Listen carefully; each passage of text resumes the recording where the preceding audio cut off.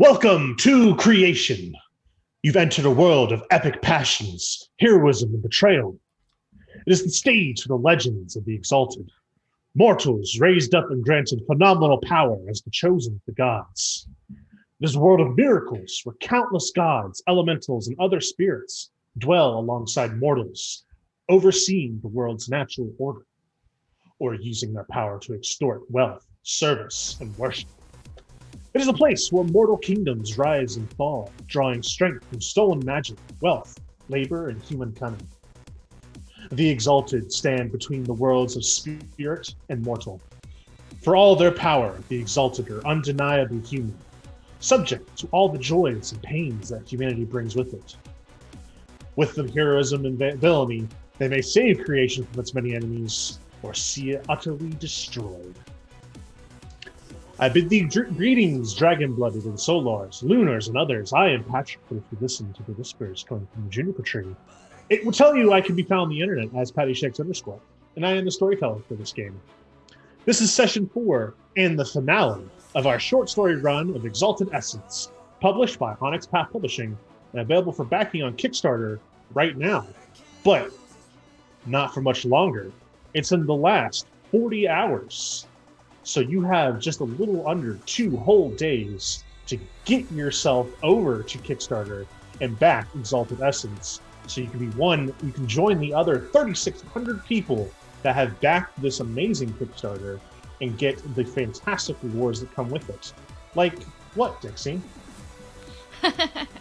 Well, as with all of our Exalted Kickstarters, we are doing a deluxe copy as well as the regular hardcover.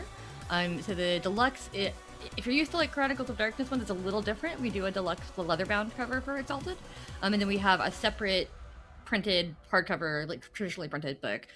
We've also unlocked a ton of stretch goals, so we're getting 4 adventures, a jumpstart, and a 3-adventure set. We are getting ready-made characters. We are working with our friends at Nerdy Kepi to make a really cool Exalted bag you can carry your stuff in. Like including your game books, because we're going to do a nice messenger bag, I think. We are getting 3 novellas as of today, one by James Huggins, one by Lauren Roy, and one by Ray W. Cole. You can read a bunch of their books already on Storyteller's Vault and on the official Exalted stuff, because they have all written for Exalted before. Ray actually so impressed us with her Storyteller's Vault book that we have hired her to write an official one. We also have, a t-shirt coming, some virtual tabletop support, because we've been wanting to get more into that, because we know that that's the thing now.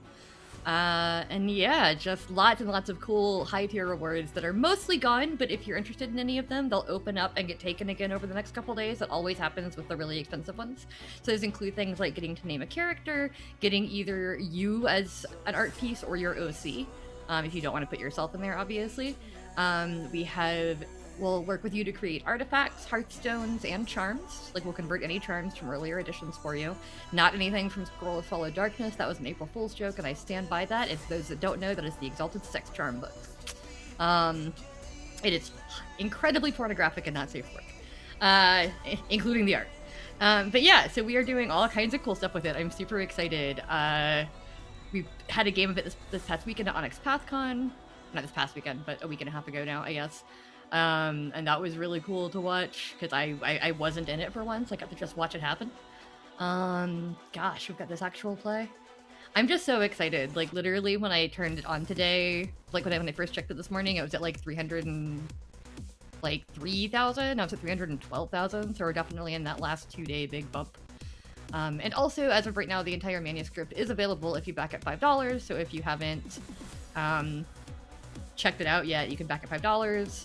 Give it a skim, because you probably can't read it all the next day unless you just sit down and do that, which is fine if you do. I don't care. And yeah, if you like it, I understand. I'm gonna be making some changes, doing some editing, all that stuff that we get to do for it, getting the artwork done, and then yeah, it'll be a book. It's a book people can play now. So excited. Yeah. Fantastic. Yes, lots of cool things. There's like, just scrolling through, there's like over 20 stretch goals. I'm sure. We actually have to turn some of the text into pictures tomorrow, because we have hit our text limit on the Kickstarter because of all the stretch goals we've added.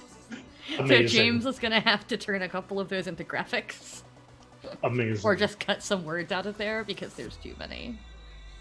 So there's 2 more that are listed on the Kickstarter page right now, and Mhm. Dixie has said before that she has about $1 billion in her mind, that she just hasn't wrote them all on there yet.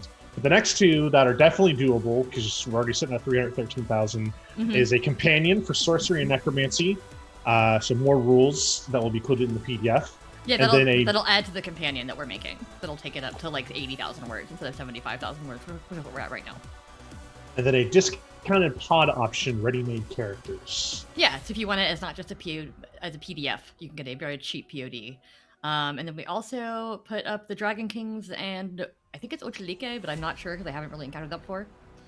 Then we have a few others to go, but we're actually running really low on stretch goals. So depending on how it goes in the next couple days, we'll see if we hit them all or not. I'd love if we do, but I'm not counting on it right now just because that would require us to bust through a few. But honestly, we've had like over 160 new backers today, I think. So like, if that trend continues for the next few days, then who knows what we'll do. Awesome. But yeah, so, make Dixie have to think real hard of how she's going to reward you all and go and support the Kickstarter. Don't let me think about that. Just go right to what I have planned and then stop. No. I think we should challenge her because she doesn't have enough work already. All right. Yes. So that is all about why we're doing this. That fantastic Kickstarter. But who are we? We are Vocal Tales. We're on lots of places on the internet. We're on Twitch. We're here on YouTube. We're here on the Untitled Chapter right now doing this short story. We have a website. Come check us out and see what we're all about. I'd also like to do some thank yous. Thank you to Onyx Path Publishing for making this incredible world and setting to use to amaze and delight. To Astral Tabletop for being our virtual tabletop and platform for our players to roll their bones. And a thank you goes to Vinstuff, the wonderful YouTube channel that has amazing music set to your adventure to that you will hear tonight. All right, dear viewers, meet our Exalts who look to bring about change in their own individual ideals to the land of creation, where peace is balanced at the point of a knife. Please state your name where people can find you on the internet and who you'll be playing tonight. I can go ahead if I was already unmuted and talking. I'm Dixie Cocker, and I am an in-house developer and editor at Onyx Path Publishing. My pronouns are she, her. I am playing an abyssal named the thrice-forsaken widow Wreath in the Promise of Oblivion, otherwise known as the Promise. She is a midnight abyssal necromancer, and she's gotten creepier than I intended her to be, but that's fun. I think she's the perfect amount of creepy. Mm-hmm. So who are you now that you're talking? Me? I'm nobody. No. I'm Ever. My pronouns are they, them, and you can find me all over the internet as Changeling Ever. Tonight I shall be playing my baby, Athanasios, for you, whose pronouns are also they, them, but because they're made up of many parts, they're literally multiple, and non-binary. They are the liminal Exalted with the marrow cast? Yes. I'm remembering things. On the finale, I'm finally remembering things.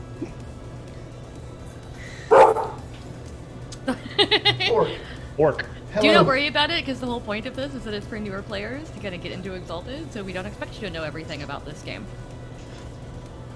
That is the point of having this group together. That's why Patty's running it. Hello everybody, I am Steve, pronouncing him. You can find me on the internet at Voodoo Arcade. Tonight I am playing Inspiring Application of Technique and Leverage, otherwise known as Lev, who is they, them. I'm going to suplex something and then pose. It's going to be great. Hello all, I am Devin. You can find me online at Sorta Sullied, and tonight I am the Changing Moon Lunar Cyrus and his familiar Mavash. And I'm not probably going to suplex something, but I will threaten it. Okay. And unfortunately tonight we are missing the one, the only Sean, aka Space Lord Pajamas, who will be playing the Solar Exalt, Most August Rising Sun Fist. But they're not with us, so we'll have to see what happens in the story with Augie. At But least for Rocky now- got to use his magma fist last That's episode. true. I was, There I was was worried lots- that wasn't going to happen. So There was lots and lots of lava at the conclusion of the last episode a couple weeks ago. And then, just real quick before we start tonight, take a moment to remember that June is a month where we think about men's health and overcoming and improving quality of life through exercise, diet, making a see a doctor. National Safety Month, where you need to think about taking a CPR class, first aid kits, and how to make your house and travel safer. And lastly, it is LGBTQIA plus Pride Month. Many parades, workshops, and seminars will be happening all month, all over. Consider joining one to better educate yourself, become a better ally. Alrighty, Exalts are ready to dive back into what we were doing, which, I don't know if you remember, was combat. Dun dun dun! You all were in the midst of fighting the several large groups of soldiers that had been all powered up through various means of the dragon-blooded Exalts that had not only killed your mentor and ally, Thousand Eyes, but had now cornered you at the exit of the chamber where you had recovered the last epoch, an powerful artifact from before the first age. And their goal was simply, they knew they were only there to slow you down. You all had successfully defeated one of the groups. There were 5 of them, and you had taken out, let's see what I'm going to say here, the group that represented air. After defeating them, the avatar of that group, his face formed astrally, screaming out, yelling revenge, but then was quickly faded away. And now, since I was a dummy and I didn't write it down, we're just going to re-roll Join Battle real quick and get new results for that. I can tell you I remember I was next only because Sure. I was yeah. next. Yeah. No, absolutely. well, then you can go first. But and we can just start a new round. Yeah, we're going to. Yeah. I'm We'll, actually good. I'm actually good with that too. If Okay. if All right. Yeah, That's fine. let's just let Devin go first, and then we can start the That initiative sounds fine popcorn with from me. there. That works for me. All right. Okay. I only remember because I was like, damn it, Wynn just died, and now I can't. I now have to find somebody else to attack. Yes. So to So- refresh your memory, the other groups remaining represent Earth, Fire, Water, and Wood. You all had done minimal damage to them. I believe Wood is the one that is currently in Augie's magma that he had summoned. Which, speaking of Augie, you take a look over at your friend. All you kind of, in the heat of battle, after you defeated this group of about 10 soldiers or so, look over to your friend, and you see the magma actually starts to crawl up his body and starts to wrap around him. And then in a flash of light, Augie disappears, no longer with you. that's unfortunate. That's unfortunate. Yeah, I Your- don't like that your much. Your heavy hitter is gone. Damn dragon-blooded sorcery. Well, with that in mind, I guess I'll go after the wood group. Yes, Since they're Augie may down. be gone, but his magma remains. Yeah, I'll take that one defense or whatever it is that it knocks off. Augie was a hot commodity, I suppose. Okay, I believe you are the range character, correct, Devin? Yes. Okay. All right. So, are you withering attack or are you doing a deceptive attack? Just to remind me, what's aim do? Aim is re-rolling the dice, or To aim is just to like I have this pulled up.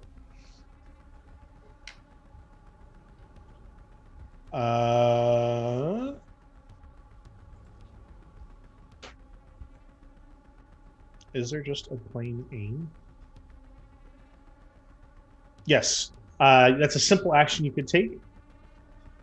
Where you state you cannot move, but you aim at a target, then you make a range attack with a 3 dice bonus. Okay. So yeah, so that you would be attacking. You just get, since you're doing it at range and using the aim combat movement, you get 3 extra dice. Okay. I will take aim and shoot from my 3 range bands away because that's where I was positioned. So that way I can hit with a withering attack, and then I will make a decisive attack to follow, spending a moat so that I can use my twisting tactics to add some successes, just to baseline. So you cannot use aim as part of a flurry. It's specifically for twisting tactics. After taking aim, I may make or making a range attack while moving. The wielder may take a second projectile shot at a second target as a flurry. Okay. So usually you would not be able to do that, but you have, is that one of your charms or? Yeah, it's from my artifact. So then with that gives me, let's see, I got this. It's I had 3 power built up, and now I'm making it just the attack. Then that is going in one direction. 3 plus 2 more, so 5 dice for the attack. You said I get 3 extra dice for the aiming? For aim, yes. Okay, so that makes a grand total of 1, 2, 3, 4 successes. And then the third. 4 successes. That beats their defense by 1. So on your withering attack, you would gain 1 power. Okay, and then my decisive attack that is from the after using twisting tactics. The next turn, I may make a decisive attack when they stop. Spend 1 moat, which I will do. Add a number of successes equal to the range bands for damage on the opponent. So with my 4 power built up, how many is that for a decisive attack? I'm sorry? I have the 4 power built up then, and what does that do for my decisive? That is the number of dice you'll roll, plus any extra successes when you go to roll damage. Power is basically damage. Okay, so then just another set of regular. That's 3 on a regular damage roll. Wait, making sure I'm not messing this up.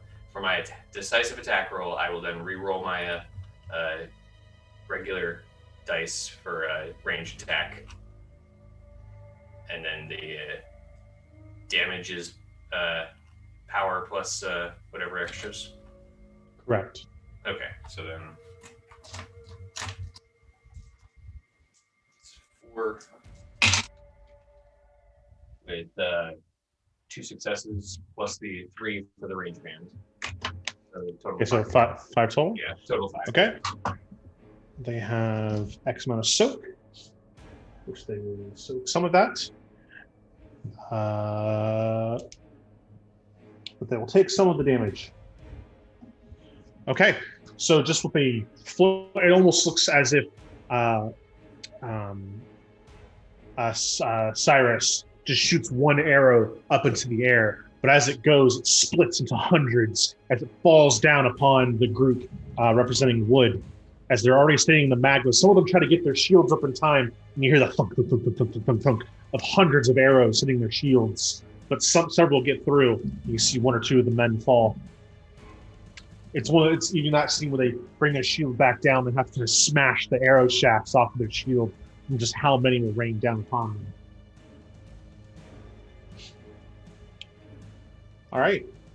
Sure. Anything else that you'd like to do, Cyrus? No, that's all I can do. All right. Then determine who will go next. I will let the promise go. Excellent. Who am I facing up against? I don't remember the layout of the battlefield here. We'll just say at this point that Wood was in kind of in close combat with Augie, who is now gone. Lev, I believe, was all over water. As I have some damage here from water. I had somebody I was facing off against because I damaged everyone to start with. Yes, you had, Thought but I don't you think were- any of them. I don't think any of them moved in on you specifically. Okay. I thought that so- was air, and they died. Are there any still- who are the least still right. damaged? The least damage would be earth and fire. I wish you had said Earth, Wind, and Fire, and I could have started singing a song. I know. Yeah, so I'm going to flying guillotine the crap out of them. Flying guillotine. All right. That's what we do. So I'm spending 4 will because I still have will built up from last time. I don't take a focus will action to do any more sorcery, but that's okay. And I'm going to my ranged deck. All right.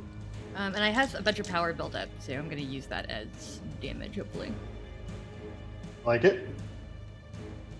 I'm at power 6 right now from other things we've been doing. I don't have enough dice. I'm going to have to roll some dice twice, I'm sorry. That's okay. Great thing about Exalted.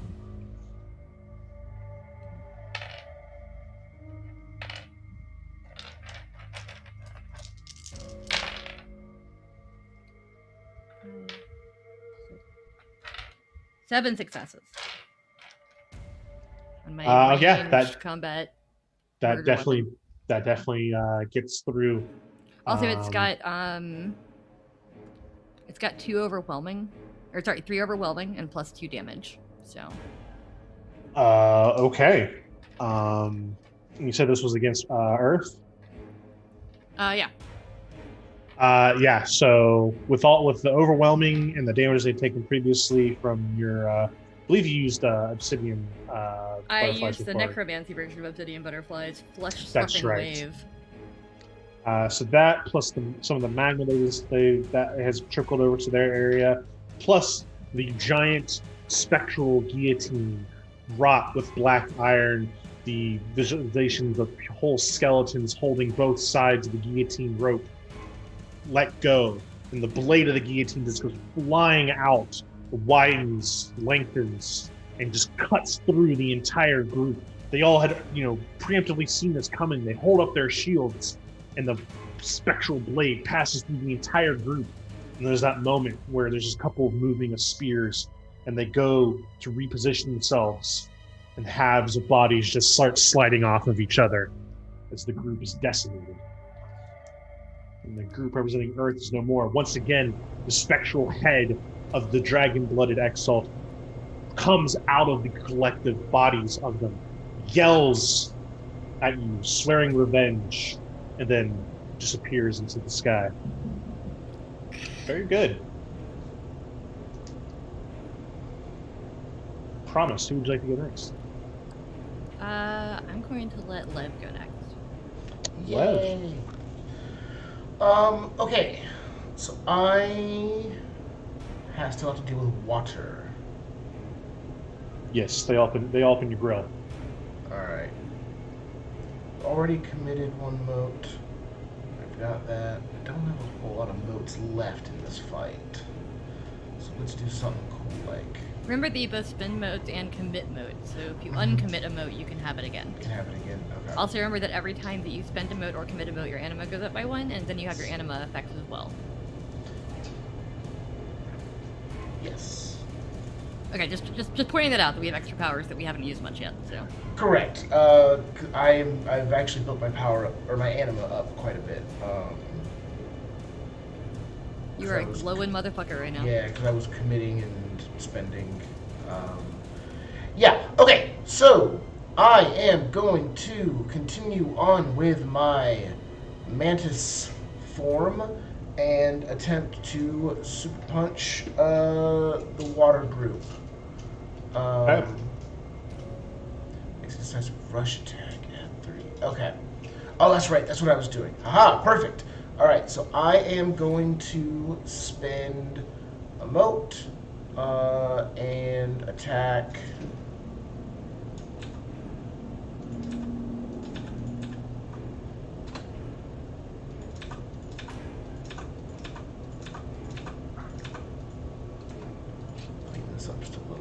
and attack the water group. Spending a mote on my close combat finesse excellency, which brings my die pool up from that to 12. 1, 2, 3, 4, 5, 6, 7, 8. Sorry, Just so you know, the way their brace line works, you are at a difficulty 3 right now. Difficulty is 3. That's right. You mentioned that before. So just like that is just it doesn't take away right now. It's just extra success. It's extra. You have to overcome. Right. You have to get 3 successes to start hurting them. Correct. Oh, I did something to get through that. That was... The difficulties are different than their defense. So you still have their defense. Okay, that's no problem. I'm still going to go after them. Here we go. Alright. That's a lot. That is 2... Well, because my artifact helps me out a lot. 2, 4, 6, 8, 9, 10 successes. Okay. That is. Was this a withering attack or you decided to Withering. I had spent all my power to blow up air, I believe. Okay. The 10 successes gives you 4 power. Sweetness. Okay. So Lev, you just kind of rush in. You're this whirling dervish as you just kind of elbow here, just like chop block to the leg here. Like you just kind of take one of their shield and you just push it up underneath their chin, kind of momentarily stun them, and you just kind of bounce you ping pong pinball off several of their shields, and then come back out kind of in this almost Street Fighter-esque kind of just like dance to re-engage. Exactly, yes. And I think I'm going to call it there and do something next round to finish this off. Athanasios next. Oh boy. I will challenge them to a battle of wits. No. You can do that in Exalted. It's totally relevant. It's totally fine. Really? I mean, social combat is still combat. Yeah, you can just try to scare them away. Like, you don't have to, like, fight them. That's true. I do have a presence. Welcome to Exalted. All stats are viable. In every situation. Diplomat pissing you off? Cut his head off. Dragon-blooded soldiers trying to fight you? Tell them to stop. Just tell them to stop. Let's see. I believe I had summoned my devil casters. Yes, you had them. Yep. So...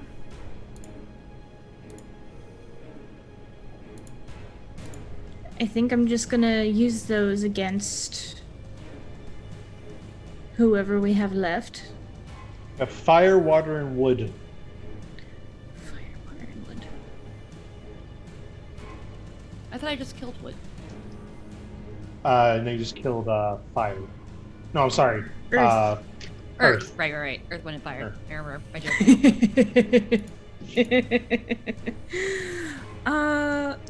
I tried to fight fire last time and it didn't go so well. Well, you're Or was trying to that fight air? fire with fire. That's true. I think I'll go after wood. Okay. In Pokemon, that's a great matchup. That is type advantage. That's what I was going with, but I don't know if that's right. Okay, let's see here. Technically, I think the dragon-blooded are immune to their element of choice. So I don't know if their soldiers will be, but yeah. Oh, interesting. It's very interesting. Okay. I have dices. Can I add anything to this? I'm looking through my sheet. Are you making a withering attack or a decisive attack? That all depends on how much power you have. I have 3 X's in my power chart. Okay, so that does that does go over their hardness, which means you could do a decisive attack if you wanted to, or you could just Yeah, build let's up get more rid of power. these guys. Okay. Give it I a shot. admire your confidence. Oh God! Wait, the storyteller just said I admire your confidence. Maybe I won't. Do I'm it. scared now. Do it. Do it. And what was the threshold again? 7s and Cool. 10s are double. Then I have 1, 2, 3, 4, 5 successes. 5 or 6? I'm sorry. 5. 5 successes. That does beat their defense by 2. So you had 3 power plus the 2 extra successes. So for damage, you're going to roll 5 dice. Okay. Plus any extra bonuses you get from your artifacts or charms or whatever it is your character has. Oh, let me see. I don't know if you have it or not, but that's just. It is my duty to inform you what your base is, and then it's up to you to know what you can add to it.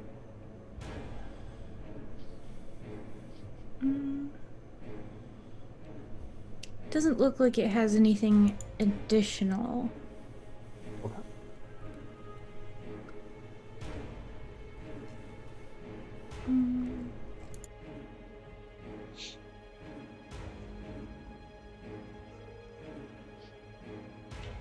Okay.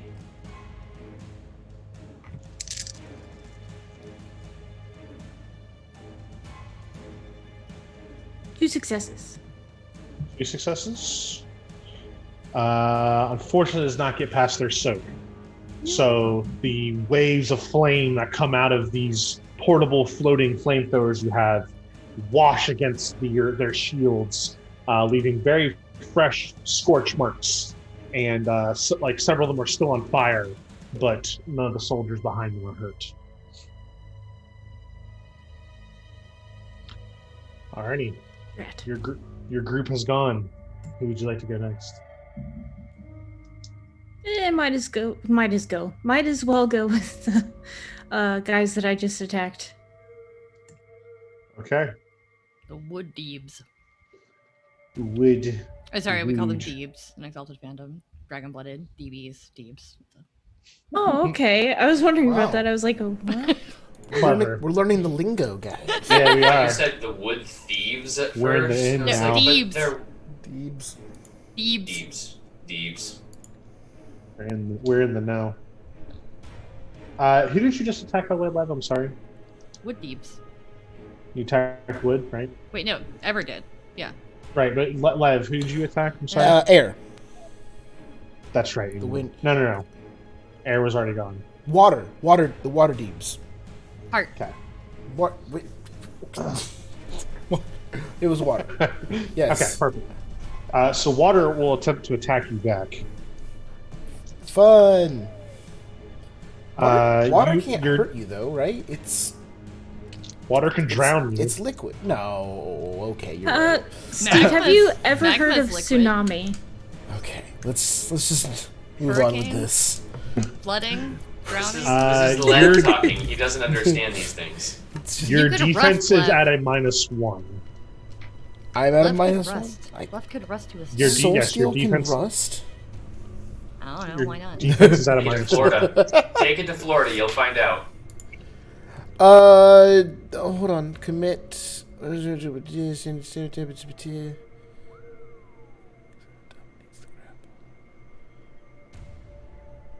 So I'm in mantis form, which Okay. means that my defense and soak are increased by 1. So I'm going to be at my normal Okay. defense and soak.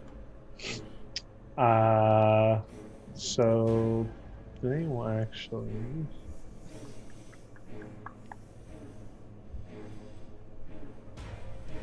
Actually, no, we'll do that instead. That is 1, 2, 3, 7 successes against your defense. That hits. Okay. by By 1. By 1. 1 extra. Okay. Yep. So that gives them. And what's your hardness? My hardness is 4. Perfect. They have 4 power now. You see their spears kind of all just start reaching at you, and you and your mantis form kind of like, parry several of them away, but a couple find purchase on you, and able to scrape with this horrible screeching sound against your soul steel. But then all their spears seem to kind of glow a little bit, and the soldiers behind them kind of let out a collective exhale, and then resurge, and they attack again. Flurry. Interesting. Oh boy. Okay.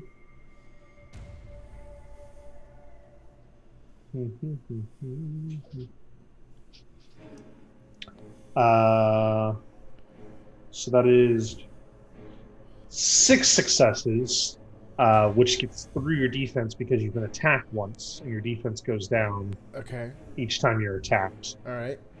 Yep. So now the roll damage, Okay. and this gets compared to your soak. My soak is 4.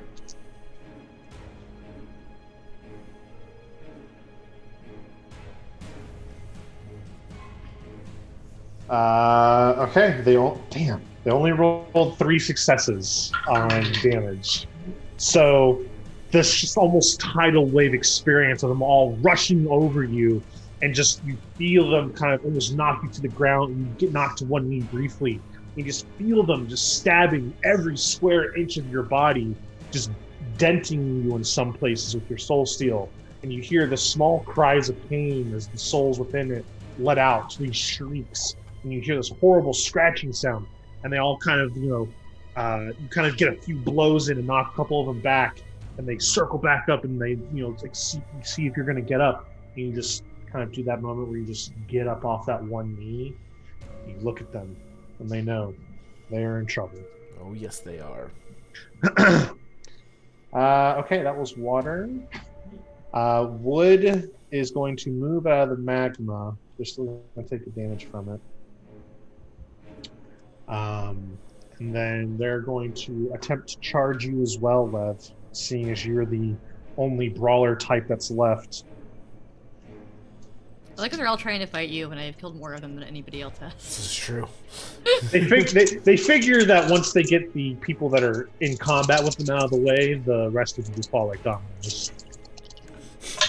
Is their hope, at least. They don't know liminals very well, I guess. 1, 2, 3, 4 successes, which does not get through your defense, so I believe it's 5 now, because you've been attacked a bunch of times. Yeah, it started at 6, so I was attacked once. I've been attacked twice, technically, so... So they don't get through. And then fire will they'll move up on the one throwing all the spells and see if they can't box you in a little bit here.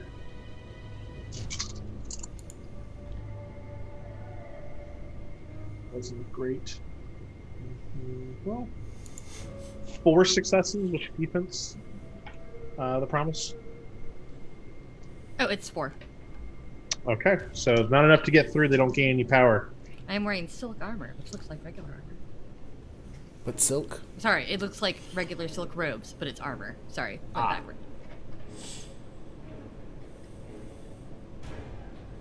Okay. They will let Lev try to react to being surrounded by 2 groups. The reason they've done this is you're at difficulty 6 now, Lev. How am I at difficulty 6? There are 2 groups with their brace line affecting you right now. How can I overcome difficulty level 6?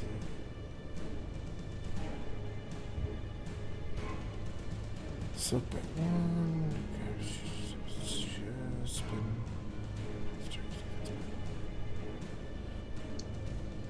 Okay, I'm just gonna do what I was gonna do and hope for the best. All right, I like it. All right, I have Proper application of technique. Let's go. And What have leverage. What have I And leverage. committed? What have I committed?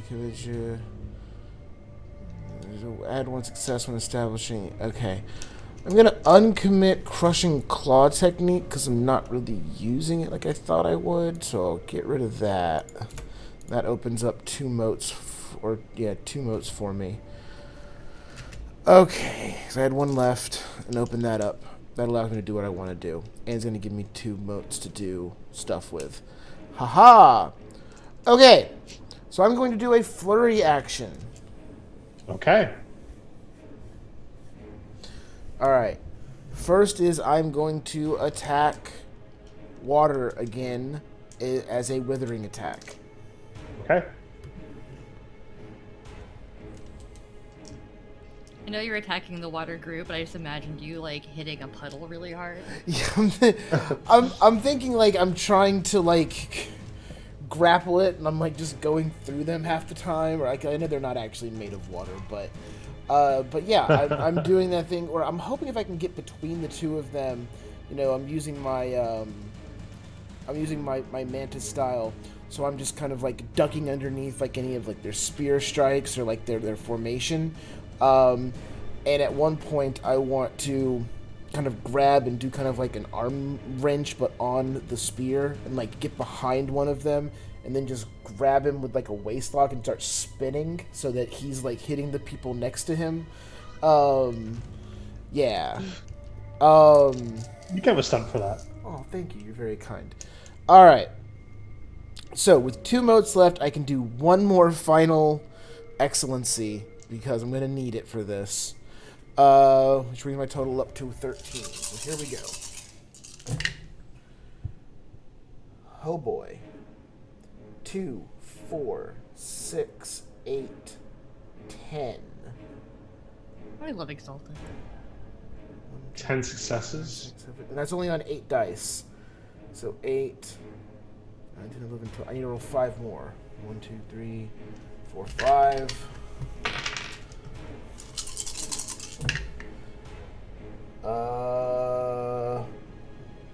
11. Only 1 success on those 5. Okay. So total is 11 successes on that withering strike against the water who I attacked last time, so their defense should be lowered from that. So that's incredible because you had 6 difficulty, plus you get through their defense. You still got 2 power from them. 2 power. Here we go. Excellent day. All right. And that's 1 more power, or that's 1 more anima, which I'm letting everyone know right now. I'm at 9 anima from the amount of things You're I've almost at iconic. Damn. You're almost at bonfire. Yeah, using the levers and like I was subtracting like each scene by 1, but then with this fight being able to build back up, like that whole thing.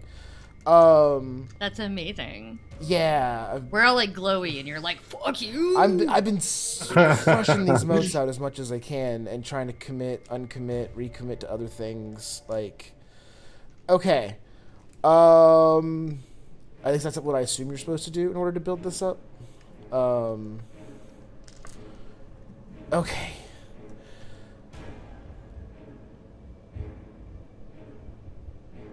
I am then going to jump on their shoulders, run to the next range band, turn, and again look back at them, and I am going to decisive rush attack, where I'm just going to run in, and it's...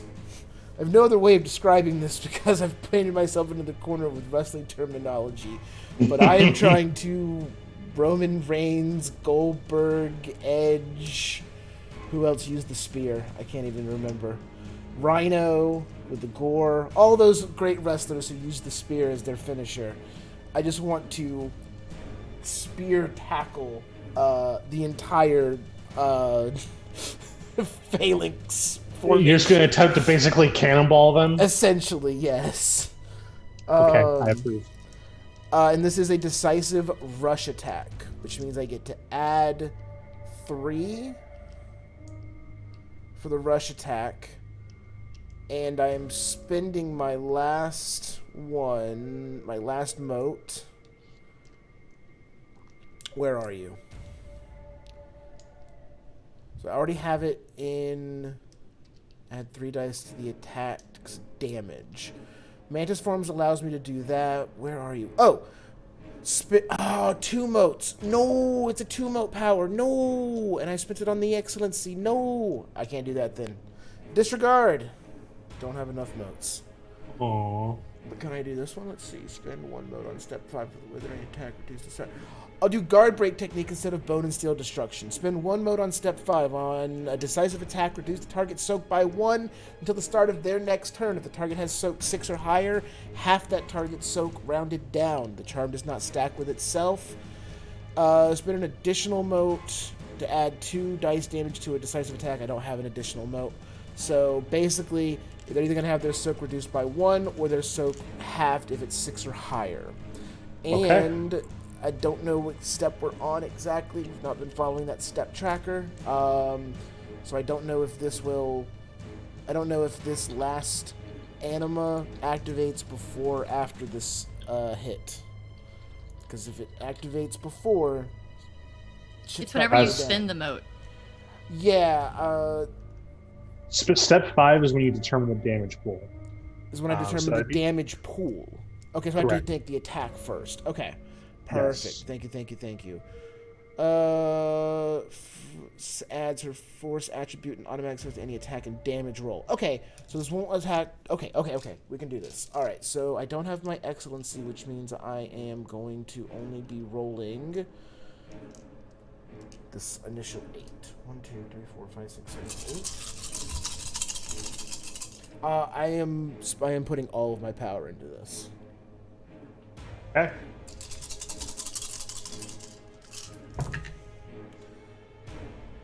Two, 4, 6, 6. If that lowers their defense from last time, that should still hit, right? Let me check my notes here. That is, you're right. You just enough. You got it. Gosh. Okay. Wow. So you're going to determine your damage, which would be any extra successes, which you don't have. I don't have any extra successes. But your power. But I have 1, 2, 3, 4, 5. I have 6 power. Okay. And with that, and I am going to spend that guard break technique on it, which is on a decisive attack, reduce the target's on step 5. Okay. Just right now. So I have done that. So I'm reducing the target's soak by 1 or halved if it's 6 or higher. We already talked about that. Mm-hmm. And that creates my anima up to 10. Which means Steel Rebuke kicks in. I explode in, like, black, tendrily shadow wisps that kind of just, go out. And I can... And just this... like, my muscles expand, but it's just kind of shadow forming more muscles over me. And the wailing of, like, all of the souls inside of my plating just start to, like, howl out. And I'm just kind of like... and run and do that. And with this, Steel Rebuke. The Soul Seal adds her force attribute in automatic successes to any attack and damage roll she makes. This does not count towards the cap. My force is 2. So I have 2 automatic successes before I roll this damage roll. Okay. I like it. All right. So I'll let you know. Their soak was 3. Your charm makes 2. You had 2 automatic successes. So anything you roll right now is just pure going into their health. Hell yeah, it is. They've already been hurt a little bit, so roll out. So I'm just rolling my power, right? Yes. Yeah, so that's 1, 2, 3, so that's 6. So I'll take 2 out.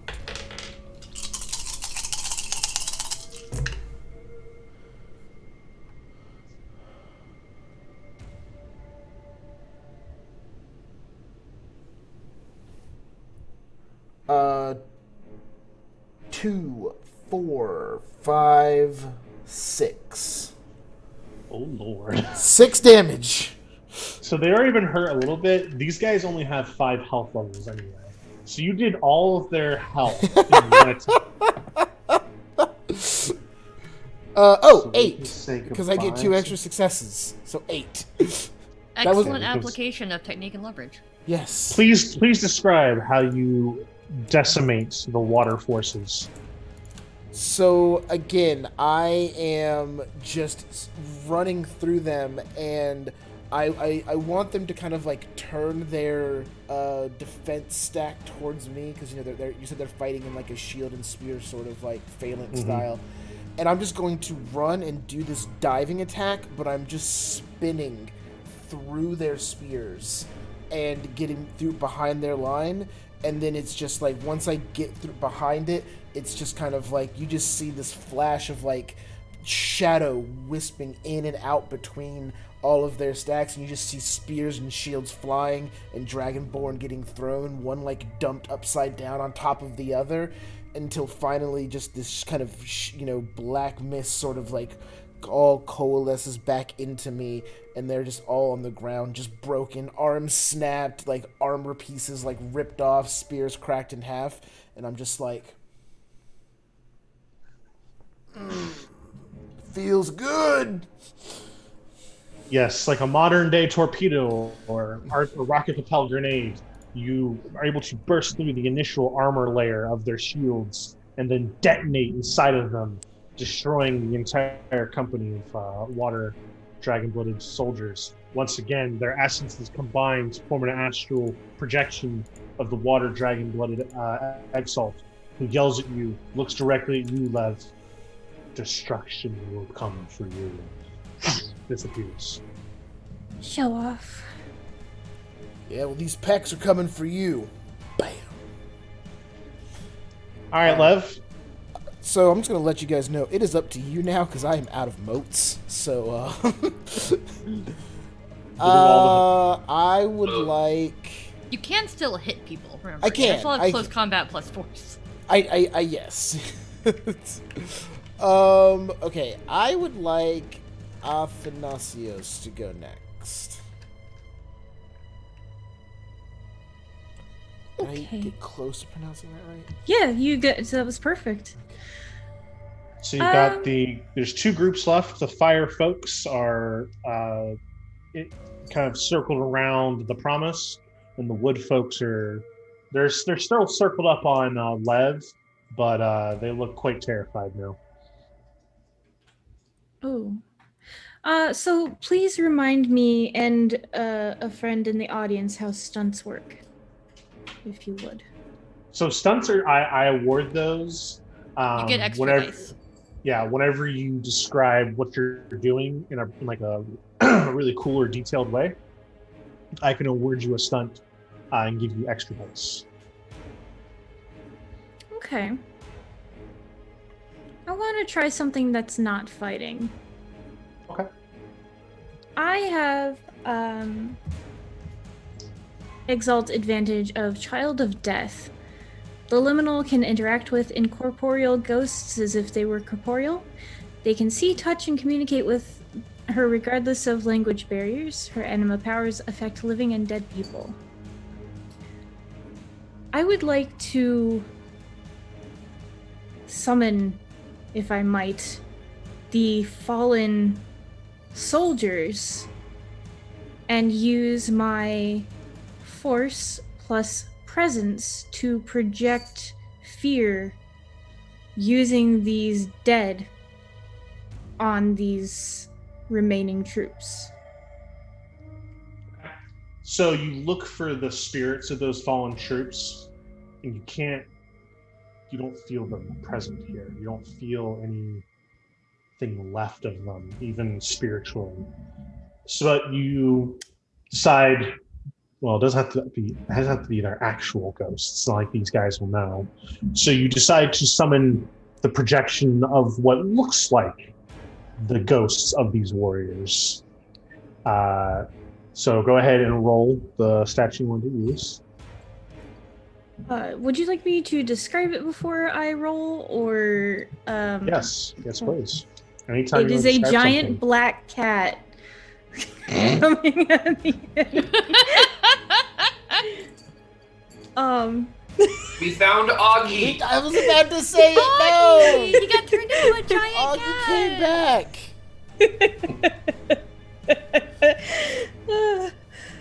Okay, so sorry. It's just okay. Athanasios begins to wither. Their teeth begin to grow longer and yellowed, and their nails begin to look longer and cracked and broken and yellowed. This is more of a mummy or corpse state, not so much that these things are growing, but they will reach out and very much like the mummy, and their hair will just billow back from them, and this shadow will surge from them and wash over the remaining troops. Along with each bit of shadow will split off into the illusion of these fallen soldiers. Okay. And voila. That is not just a stunt. I'll say it's the best stunt of the fight. So you can have 4 bonus dice. Is what you're going to roll. Sweet. Thank you. That's awesome. 1, 2, 3, 4, 5, and then 1, 2, 3, 4. Oh, this is the best handful of dice. Okay, August, hold on. This is my parrot. He's a paracat. Right, that is 1, 2, 3, 4, 5, 6, 7, 8, 9, 10, 11, 12 successes. 12 successes. Holy crap. So, just as you described, and you kind of reach out, and the effect of your hair is similar to as if you had been underwater and how it would just billow behind you. And the soldiers of the fire company that were kind of eyeing the promise and trying to seal them off and prevent any further sorcery, see this dark shadow wash over all of them. They see it emanating from you, Athanasios, and they see these horrible mangled spirits that pop up in front of them, and they look at them, and there's just that moment of looking into a cracked mirror, and they kind of like see what they're trying to see, and they realize that with all those successes, you did a good job of keeping the details of their fallen comrades, and several of them drop their spears and shields, and kind of start hesitantly backing up, and kind of the leader of that group is kind of like, men, form up. And a couple more of them drop their spears, and with one last little twist, you make all of their faces, the eyes widen longer, the jaws unhinge naturally and let out silent screams, and that's all it takes for the rest of them to drop their arms and armament and just run away as fast as they can, all different directions in the woods. And it's not long before you hear the predators of the woods pounce on them individually, and you have fed the forest tonight. All right. Awesome. That takes care. There's only one regiment left. The wood. Who's next, Athanasios? I believe both the Promise and Cyrus have not gone yet. Well, since Steve started it, we'll go in reverse order. I think the Promise. All right. I had something very similar in mind, so this will be fun. So I have enough anima that I can gain some extra successes if I spend it against inspiring feelings of fear, peace, despair, or acceptance. And we're gonna go with the despair. So the Promise is going to reach down, and she's going to pick up the severed half of one of their fallen comrades from where her guillotine Her flying sliced guillotine it. came through. And she is going to hold it in front of her as she walks towards the final regiment. And she is going to say, "Infants, why are you still here? Can you not see you are outclassed, outnumbered, and outmanned?" And she's just gonna throw the torso at their feet and attempt to scare the crap out of them. Okay. And I'm going You may also have a stunt. Yay, extra dice. I pulled out some more dice in the interim, so I have enough dice now all the time. Perfect. 1, 2, 3, 4, 5, 6, 7, 8, 9 successes plus my automatic. Good lord. 11 successes. Holy crap. Okay, got so automatic. almost as effectively as Athanasios. The torso just lands in front of these meaty thunk Splat. sounds as it rolls across the grass and leaves this kind of blood trail that leads directly up to you. And with those just dark abyssal eyes and the spot on your head, you just hold out your Which is literally bleeding because my anima's flaring. yes. And it's a what's Hearthstone? This is my Hearthstone. This is my cast mark. Okay. But you usually have your Hearthstone like wrapped Oh around no, your I hand, usually right? have my Soulstone. Oh, Soulstone, that's what I'm thinking of. So you kind of just have like your Soulstone that and then your cast mark that's just bleeding all around you, almost like war paint dripping down your entire face. And they look down at the torso and then look back over to kind of the group that they had ignored and just see them all sliced in half. They see what Lev had done to their other group. They see the magma that's still boiling on the ground. And they just all kind of look at each other. And as they're about to turn and run, they all kind of arch their backs simultaneously as this energy comes out of them. Once again, an astral form appearing of one of the dragon-blooded Exalt. His soldiers crumple to the ground, dead. No matter, they may have lost their spines, but their purpose was fulfilled. And then disappears, dissolving into the night sky. The promise makes the Thor face. So like, was it though? All right, you were successful in defeating and surviving against the soldiers of the dragon-blooded Exalts, but it seems that they feel at least they still gained some success in this. You were told to go to Mahalanka, the city of the Lunars. You know which direction you need to travel. You know it will take you a day or two to get there. Is there anything you'd like to do while you were in this little area? You technically could go back into that area you exited where you got the last epoch. But is there anything you'd like to do kind of while you're in this relatively safe clearing? Now that they're finally gone, I want to actually examine the last epoch. That's become like a staff thing that I've just kind of been like chilling with because I didn't want to use it in the middle of a battle outside. Yes. We were told not to use it like in the real world, so I was like, okay, I'm just gonna put this back here and terrify people. So you kind of just like clipped it to your back and you take it off, and it's this beautiful bow staff that is just completely wrapped with rubies that are embedded within the staff itself.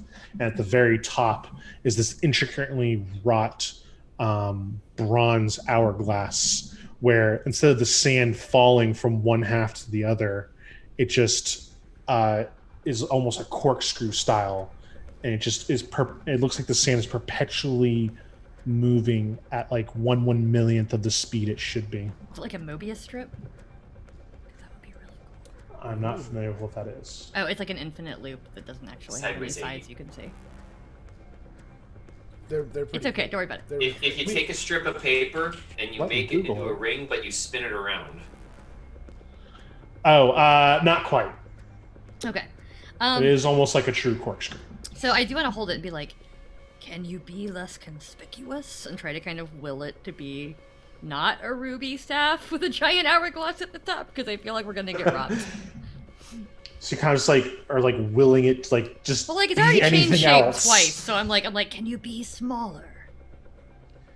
You kind of just like nothing happens to you, just holding this giant bow staff. You're just like,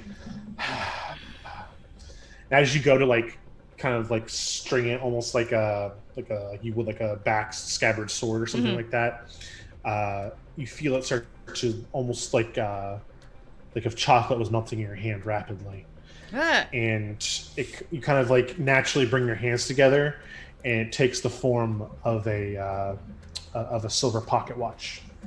Very, very, very plain. Just simple, hour, minute hand, and a furnished silver body. she'll put it back in the bag that she had the necklace version in, or like some little pouch, and tuck it into one of her many pockets in her armor. All right. I didn't want to walk around with that thing. I'm sure you all understand. Why not? You should show off your prizes and things that show that you are great. As I press out my waist with my sash. That staff was covered in more gems than those cities make in a year, as far as money goes. I'm kind of... Oh, sorry.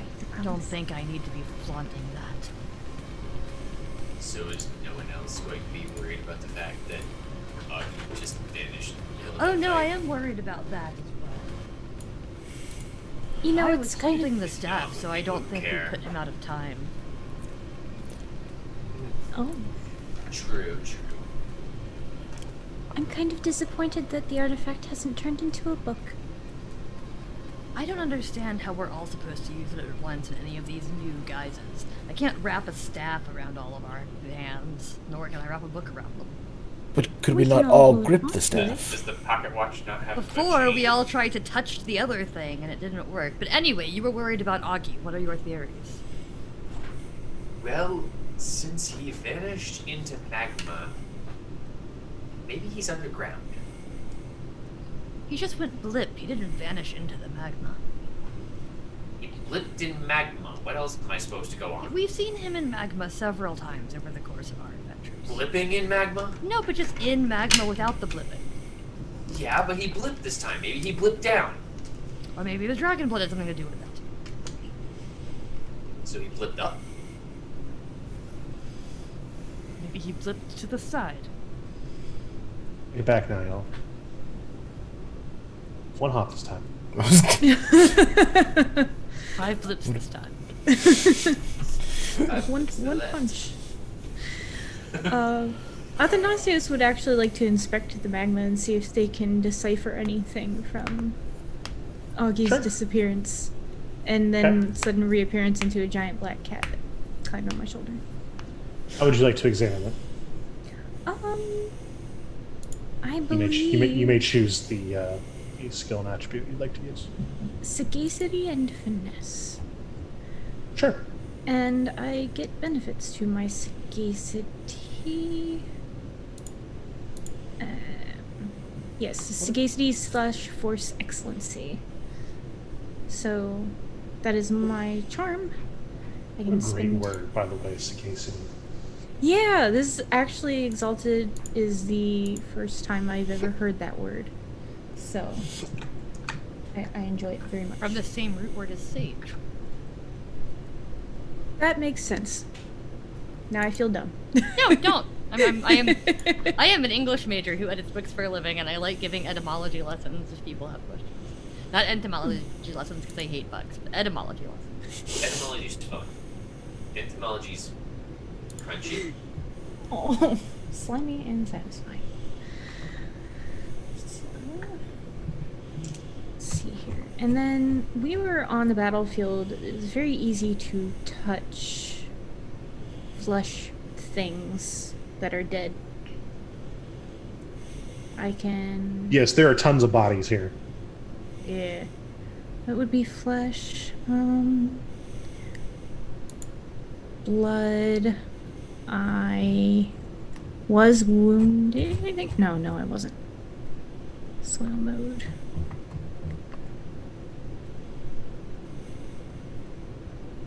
Alright, I'm reading the things. I don't think I have anything that'll apply on flesh mode here. Okay. Okay. So, this excellency, the Sagacity Force Excellency, it says choose an ability, spend 1 mote. Mm-hmm. Oh, And this add is... those dice. Okay. So you can double your force dice as, if you spend a mote. So if you have a 5 in force, you get 10 dice instead of 5. Oh, that's beautiful. I am using finesse though, with my sagacity to try and figure out what What was happened. your ability for your excellency? Or your ability. Does it just say force? Sagacity/force. So you have a sagacity excellency as well, and you get to pick which one applies, whichever one is the higher that you're currently rolling. Because you're a liminal is the thing you get to do. So Excellent. you can double your sagacity instead, since you're using finesse. Do it. Perfect. That gives me 8, 9, 10, 11. Yeah, there are a few Exalt types that are historically attribute based instead of ability based, and so they get to pick an ability and then also an attribute. And whichever one's the higher in their roll, they get to apply that one. With that last move I did, and then this, now I'm in my element. 1, 2, 3, 4. Nah, only 4 successes. Force success is still a bunch. With the 4 successes, you recognize that this, whatever the blips your team has, your circle has come to call it, was not a power that Augie possesses. However, it does not seem to be also the work of a dragon-blooded sorcerer either, even though he was wrapped up in magma. You thought maybe like a fire dragon-blooded or something could have done, maybe that was some of their magic. But there's not to be a match on it either. It seems to be something more ancient, something more unknown. You've not seen this type of sorcery before. Oh, this is unfamiliar to me. It perhaps could have been a dragon-blooded, but it's nothing I have seen. It certainly wasn't Augie himself. And there's no trace of Augie? No, in fact, it's like it's one of those things where it's like, if this was like a transportation spell or a transfiguration spell or something that changed form or moved him or things like that, there would be signs or things left over or something you can tell from the magic. This seems almost as if he was just completely removed, not killed, just removed. We go after Augie, or do we continue to press forward with our goal? I personally do not want this dreadful thing in my possession any longer than I need to. Mavash pokes his head out from behind Cyrus. Just says, hey guys, he's kind of mean to leave in the middle of his own mission, but we should probably finish it for him. I mean, it's all of our mission. He kind of did hand it off to the Solar. I'm the one who's been holding the last epoch this whole time. How is it Augie's mission? That's We wouldn't true. have gotten there if not for Augie being able to actually go to the thing and turn it on. Oh, okay, so he punched the darkness really good, and that makes it his mission? Well, we can't punch darkness. I mean, that I is his am thing. darkness. Why would I hit myself? As you think about it, Cyrus, you're like, that was not the intended way to get in. The intended way to get in was the way Lev got you guys in. Augie got us in. It was Augie got totally himself. Augie. Augie got himself in. Cyrus, Technically, I got in too.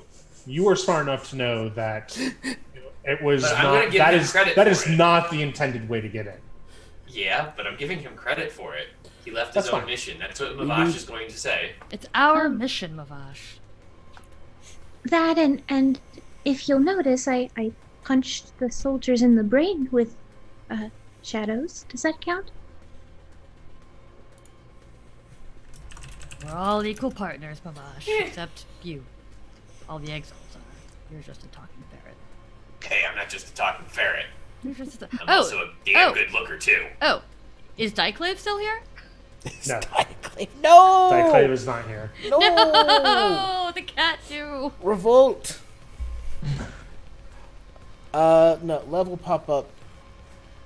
We gotta stick together. We gotta stay on mission. We're a team. We're together. The four of us. We're gonna go work through it, and I'm sure we're gonna be able to find an answer together. Tag team. I think you mean 5. You just left Mavash out. The what? It's okay. Mavash, the ferret. The talking ferret. Cat snake, the carpet shark. You've talked to him before. He's right there. We're counting. Cyrus throws Mavash onto Lev so that he does that wonderful thing where he like runs around his face a couple times. And then Mavash will just go right up in his face, put his hands on his nose so that he's like eyeing him and says, "Me." And he runs back to me. We're counting the cat snake. Been with this team as long as you have. I assumed. He's been with me longer than you. Technically, there's like 35 of us if you count all of your entourage back there. They are. Which are just now catching up. They had to take the long way. Yeah, I just imagine them all being like panting and like looking at all the like carnage, just being like one of them pukes like just immediately. It's just like they're all used to seeing like injuries because of Lev, but they're not used to seeing this. Just outright grotesqueness. Yeah. Slaughter. Also, Athanasio still looks creepy as shit. Like, Hi. Hello, adoring fans. We have just completed a magnificent victory. So please. You just get like a bunch of them just start puking everywhere. I see. Well, move along then. I can fix this for you. I can fix this for you, Lev. It's okay. Well, we need to move on. No, it'll just take a second. Okay. I just walk over to his crowd and I say, "This is a field of posies that smells wonderful, except don't step over there," and I point to the magma, because that's Lev's personal changing area, and you just got to watch him kick some serious butt, but I did more. And I walk away. oh, changing moons. And so they thoroughly believe I somehow did more than you, in this case. Okay. That's unfortunate. And it's no longer a horrible sight for them to see. Okay. That's good, at least. Either way, we must get on to Mahalanka. We can't worry about Augie. He's a solar. He can find us if he needs to. Agree with the promise. Augie can take care of himself by using punching and magma powers. He'll be fine. Okay. So the 4 of you. Well, technically it's the 9 of us because I still have my anglerfish mirages up. Also, we have Mavash and like 30 extras. Yeah. And all of the obsidian butterflies. That No, those are all just obsidian on the four, ground now. the 4 main characters. Wait, no, I didn't even cast that. The 4 main characters start heading their way towards Mahalanka, the city of 1,000 gold delights. Gold delights. That's the name of it. The city of 1,000 gold delights. Oh my. Okay. Travel for 2 days through the woods. Nothing is dumb enough to attempt to attack you. 4 powerful exalts, plus your entourage, plus your ferret that keeps all things at bay. However, when you pull up to the city, you do see that there is a giant army that has encircled 3/4 of it. An army size that has not been seen since before this age. An army that from here seems to stretch into the horizon. It will be up to you to figure out a way to circumnavigate this army without arousing detection or suspicion and sneak into the city. For this army is already at the gates of Mahalanka. Our exalts will figure out what they're going to do on their break. We're going to take a quick 10-minute break. It's already 10:30. It's 10:30 p.m. Eastern Standard Time. We'll be back at 10:40 Eastern Standard Time to continue and wrap up the great tale that is the Exalts and their mission. We'll be right back.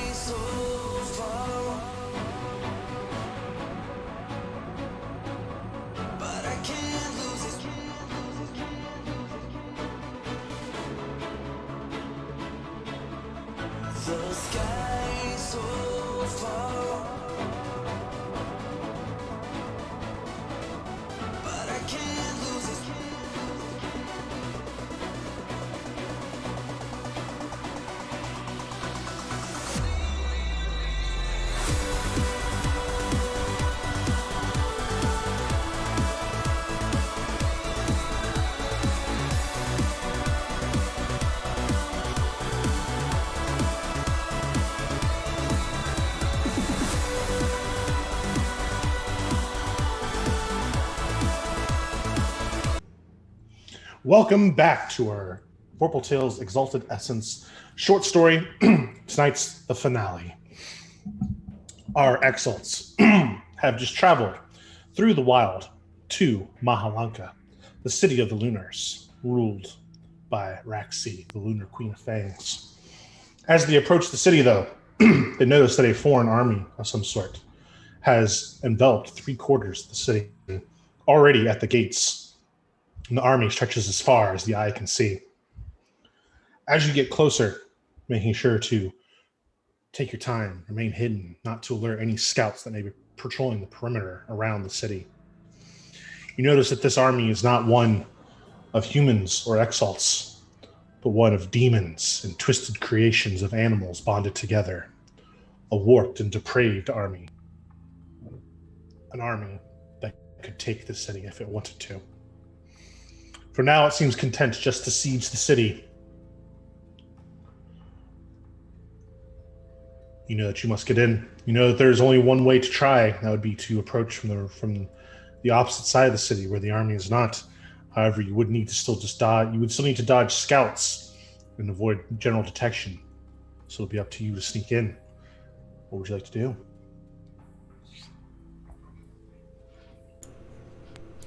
We need, since obviously a frontal assault is preferred, and the greater way in which to approach something like this seems as though it might be unwise at this time. Can we search the perimeter and see if we can find a weak point to sneak in? I think we should do that. Yes, I And do enjoy probably sneaking. Cyrus and Athanasius and myself can figure something out and try to get you in later, Lev. This sounds like a plan. Actually, how good am I at sneaking? Let me think. Think. Aha, Lev is just Pooh Bear. I am not very good at sneaking past enemies. I tend to want to waist lock them. So yes, this would be a good plan. Yeah, if we search the perimeter, do we see any place that looks like we could maybe sneak past some of them? Or is it like a dense army all the way around? So only about 3/4 of the city is protected. The rear quarter of the city, where there would be a back exit, back gate, a less traveled kind of almost mud gate situation from Game of Thrones. That would not allow for large parties or large groups to exit, but a small contingency of people like yourselves to pass through. Definitely. It'd still be a matter of, getting through any advanced scouts either side might have, as the Lunars do not know you were coming, and you do know enough about Mahalankia to know that the main bulk of the army that lives there is 8 folk created by Braxia herself. And they would not necessarily take kindly to any strangers they saw, even if you tried to warn them or tell them who you were. So it'd be a matter of dodging both sides' scouts until you got to and could identify yourselves at the gates. So this would take a little bit of timing, sneaking, planning, looking at scout rotations, things like that. So working together. Idea. Oh, It's your let's hear it. idea.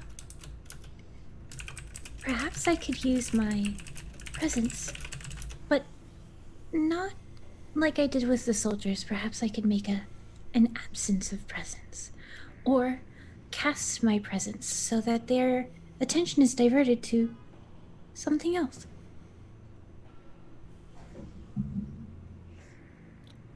Are Okay. you saying you want to distract the army?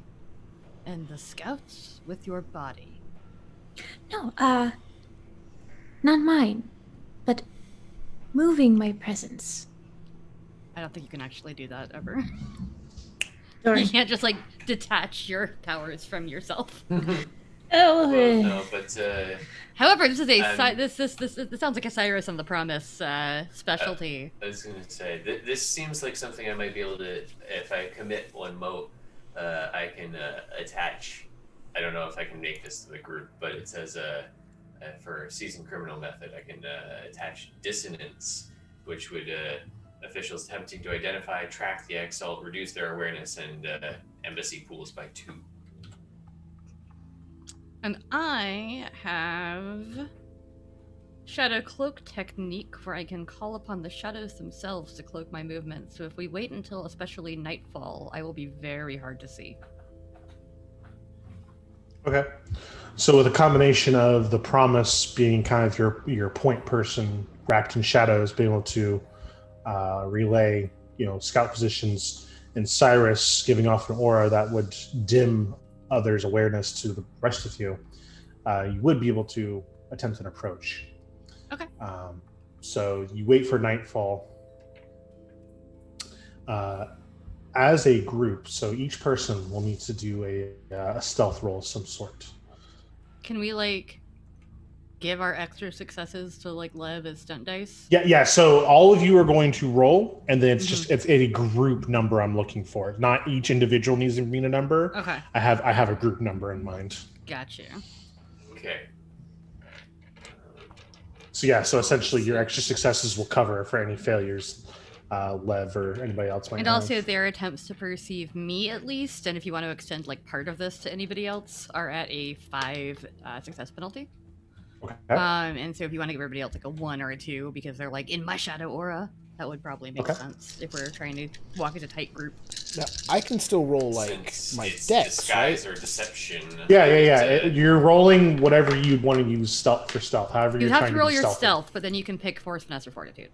You can't roll your dexterity for stealth. There's a stealth ability. Finesse, then I apologize. That's fine. I I'm gotta just making save sure. it. Yeah.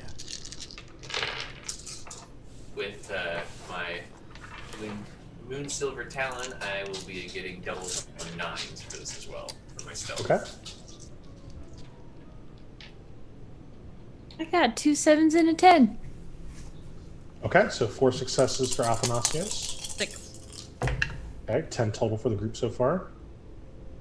I rolled a 10, so I got 2. 7, 8. Okay, 12 9. successes for the group. 9 more, so that's 21 successes for the group. All right. Jeez. Gelling. So, just kind of this. And the Promise's shadowy cloak isn't so much this kind of billowing, obvious bubble of shadow, but more a manipulation of the darkness that already exists in the night. And it just kind of wraps itself around you, masking footstep sounds and matting your hair close to all of your faces and keeping the billowing of whatever cloaks or clothing you're wearing to a minimum and breaking up your shape. And you all move, and it's just this weird absence of sound. All you can hear is the slight breeze. Anytime you get close to a scout, the Promise is forward enough, just enough, and Cyrus is able to temper their minds just enough to where they don't even do that thing. They don't even like take a second glance at where your group is. They almost look right through you, not even seeing or knowing that there could potentially be 4 intruders right in front of them. You dodge and weave, getting closer and closer to the city. You pass several scouts for both sides until finally you're before the small gate that is at the back of the city. Up above on the wall, there are a couple soldiers who are on watch, but not as critical as watches as they should be, even though they're at war, because they are overconfident in the scouts that they have out in the field.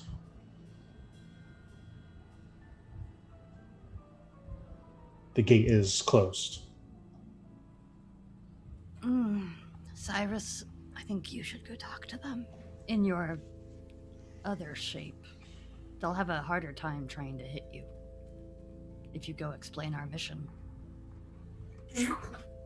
Also, they're probably extras. You probably just lie to them if you really want to.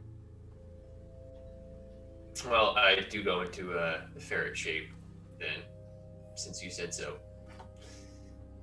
And I just cat snake up there. Just scamper up the wall. Sup, monkeys? Hello. So Larger you're kind of like fleshlings. you're just like on one of the stone upjuttings, like right next to them. Yeah, like I figured I climbed up it and I'm holding on with bottom legs and just kind of doing that thing where I dangle a little bit. Hi. Oh, okay.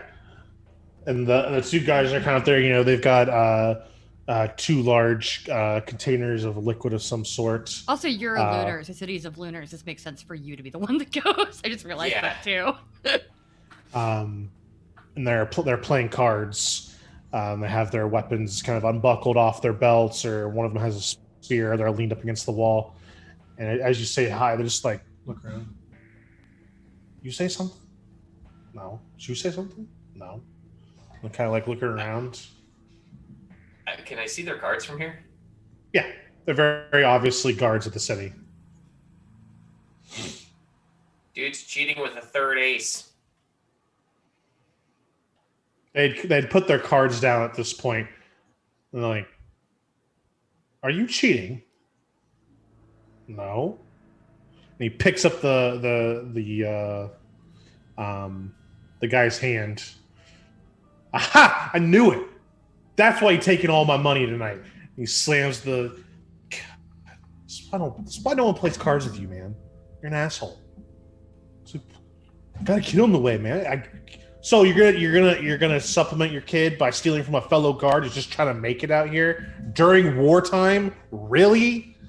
You're right. It's wasn't really okay cool to of get me. really mad and open the gate. And so they start looking around, and they finally see your little fuzzy head on the wall. They're like, as guards of a lunar city, this is not the weirdest thing they've ever encountered. So just like, and who the hell are you? Oh, hi, I'm Cyrus. Yeah, I have a job inside, and I need to get in. Can I get in? With your associates. With your associates. Yeah, and my my pets. The ferret has a job to do inside with pets.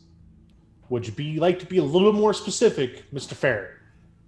Mavash will then climb over top of the windowsill and be like, he said he's got a job. Mavash, shush. Yeah, we have to meet. Hold on, let me see if I wrote it down. Roxy. Queen of Roxy? Fangs. Yeah. Roxy, Queen of Fangs. Yeah, we have to meet Roxy, Queen of Things. Oh, sure. Yeah, I have an appointment with her too tomorrow. Well, I have an appointment with her before the giant army, which is why we're partly here. Yeah, trust me, she'll be very happy. Very happy that we're in. It's part of a lifelong deal that's been going on since the First Age. Yeah, the First Age. Sure. Just tell her Thousand Eyes sent you. Just tell her Thousand Eyes sent us. I kind of Still look at isn't. you.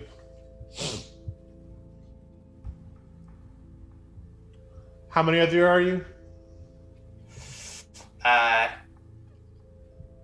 Not counting all of the fanboys and fangirls, there's 5 of us now. 2 ferrets and 3. 2 ferrets, 1 suit, and 2 people. Tell them to reveal themselves. Hey guys, we're in. Tell them to promise not to attack. Oh yeah. Promise not to attack. Like, swear it. For their own As long as they do not present any threat to the city, we will not attack. Okay, Athanasios. Pinky toe promise. I put out my foot. They just kind of like shake your foot. Okay, I got a pinky toe promise. Okay, everybody try to look less threatening. And I will uncommit the moat. Okay. And it's just this kind of slow dissolving of this, almost like a swirl of wind is undone. And it's as if a shower curtain slowly falls and is drawn back, and you all are revealed in front of the gate. The promise is just doing the, like, sickliest smile. She's got her hands up, and she's like... So yeah, they look at that. They look at Athanasios. They look at Lev. And one in red creeps you out, she's trying to be nice. Hello. and how do you Ape fit folk. in, Mr. Ferret? I'm in charge. Just turn back into your self. I turn into not me. I turn into the one guy that we took the form of in the very Oh, okay. Is it one of the soldiers? Yeah, we like I One of ate the guy. dragon-blooded soldiers? Yeah. in regular clothes. Okay. You know this is a lunar city, right? Yeah, but dragon-blooded soldiers are just mortals. So he just looks like a mortal. If you just Yeah. showed yourself as a lunar, this would be easy. Okay, you show Yeah, yourself with as your this moon random silver dragon. tattoos. You show yourself as this random dragon-blooded soldier, like human. They're just like, okay. It seems like you have shape-shifting abilities. whatever. Yeah, you guys come Cyrus, in. turn into Oh, yourself and sorry, show them your sorry, tattoos. wrong skin. My bad. We will alert the captain. We will let you inside, though, so as not to draw attention. Please enter. And they kind of wheel up the gate just enough for you all to kind of, all of you have to kind of like scrunch down a little bit, and they immediately close the gate behind all of you. Before we go in, though, I looked to the one guard that I said was cheating, and next time, if you put it in your sleeve here like this, it'll be a lot harder for him to catch. He just pulls out like an ace from underneath his collar, like one that's like up his shirt, and he like kind of like shakes his scabbard a little bit, and several come out from there. He's like, I got it. Wow, he's really bad at catching you if you've had all those. And they escort down the two ferrets to where the other three of you are. They're just like, please wait here. We'll bring back the captain of the guard. About 5 or 10 minutes goes by as they kind of jog off in the opposite direction, further into the city. They come back who's clearly a lunar exalt. Hello. I am the arrow that pierces the night. And who are all of you? So currently, just for everybody's edification, the promise right now doesn't have her cast mark showing, probably, because we're not at any, like, I'm at Anima 0 right now. You all would have all your or motes anything. and everything back, and all your animas have gone back down to I just look normal like a because slightly it's been a creepy couple woman. days to get here. Yeah. So she does a, actually very elegant curtsy, because she has been married 3 times, so she knows how to deal with people. And she, like, does a big curtsy, and she says, thank you for listening to us. My associate, Cyrus, is one of your kind, and we are on a mission from They look at Cyrus and just like, that would explain the guard's description of them.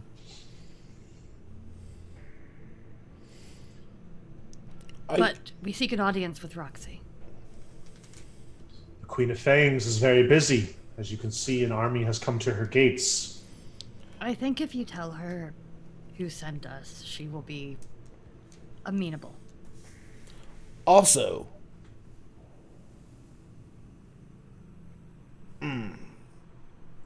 Roxy is not impressed by that sort of thing. He needs to breathe.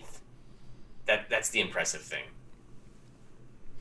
I'm not sure why, but it is. You really realize impressive. our Queen of Fangs could cut you down in an instant. Yes, we do understand the might that is Roxy. Yes. Well, the City of 1,000 Gold Delights offers one for each of its visitors, even in times as troubling as these. I will alert the Queen of Fangs. And who should I say is it that sent you? 1,000 Eyes. 1,000 voices. We were sent by more than one person. But not They're a collective 1,000. group. No, just one person named 1,000 Eyes and one person named 1,000 Voices. There were more words, but I barely remember my own name half the time. And what does this great mission entail? That we cannot tell you, but we assure you we mean no harm. We have an item to show her, an item of great power. Very well. Well, Once she knows who sent us, she'll know what it is. If Looking she at knows all of you. 1,000 eyes, 1,000 perspectives, she should be good. perhaps you'd be most comfortable at the Athenaeum, at the center of the city. And you kind of take your first look at the city itself. You see it even right here, close to the gate. The buildings are extravagant and well built, but as Arrow points towards the center, further deeper into the city, excuse me. I look to Athanasius. Sounds like the perfect place for you. There are towering glass and metal, both standing structures and ruins. And the Athenaeum is you could do some research, perhaps learn some more about our city, and learn perhaps about this great object that you have within your possession. If there's any repository of knowledge or sorceress or other that exists, it is here. I do love books. I love books so very much. As a matter of fact, you could leave me there while everyone else goes and speaks with this Roxy. this yes. The Great yes. Queen Roxy, that of fangs and lunars, yes. Athanasios, what if there is trouble? You know you cannot stay behind and leave us. We've already been left by Augie. What books? You can. I come recommend back that you all later. go, and I We're will all come gonna go fetch. there now, and then we're all going to stay together to go see Roxy when the time comes. Yes, I will summon you when Queen Roxy has deemed it appropriate to take your company. If she could wait at least an hour and a half so I could devour a perfectly good book, that would be wonderful. Athanasios, don't eat the book. You come in the middle of the night, demand that I tell my queen of your presence now, and then demand her to wait to summon you. Is that correct? No, No. That wasn't a demand. That was just a musing. That's fine. I'll be quiet now. Athanasios, temper your tongue. Very well.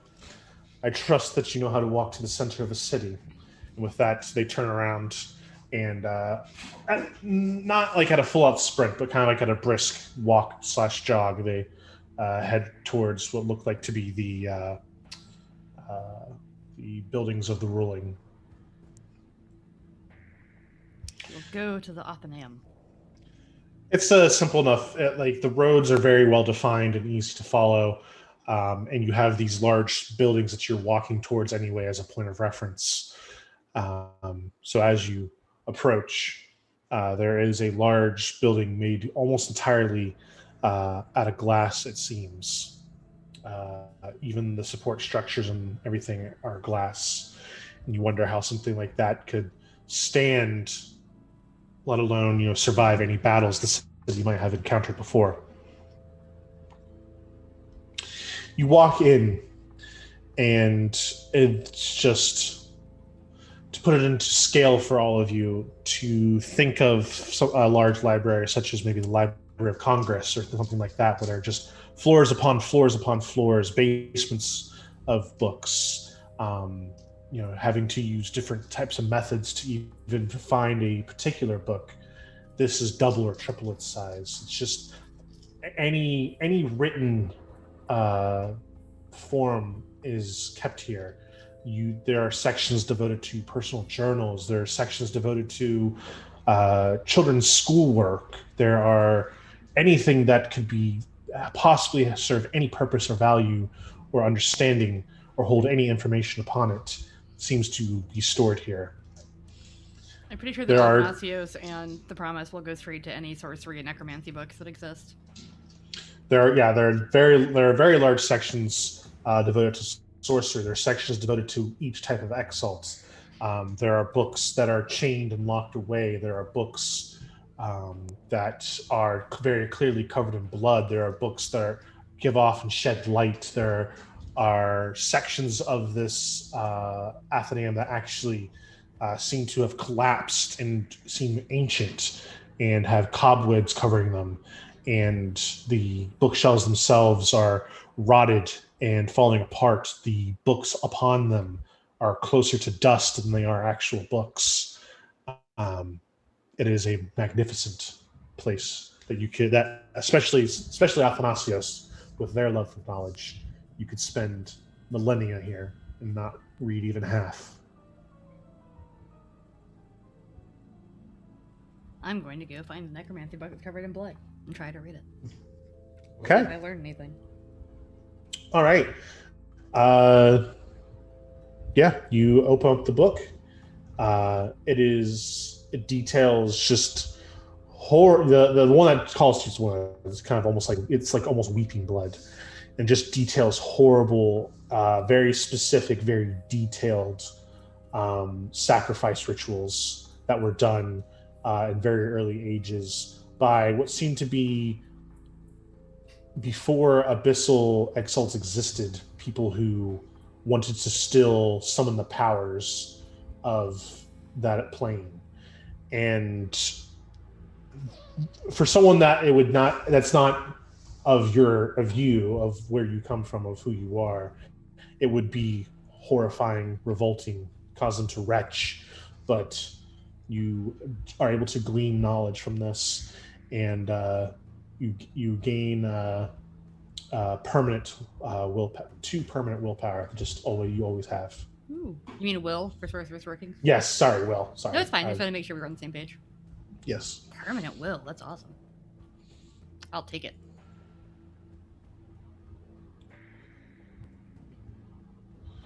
So you finish thumbing through the book, you close it, put it back, and the bag, the kind of small container. I forget what you said. You put a pouch that you had put the epoch in. It feels heavier on you. You kind of just like, almost unconsciously put your hand in it and feel it. It's still that silver pocket watch, still smooth, but it just feels almost twice as heavy as it did before. Brush it off. What would the rest of you like to do?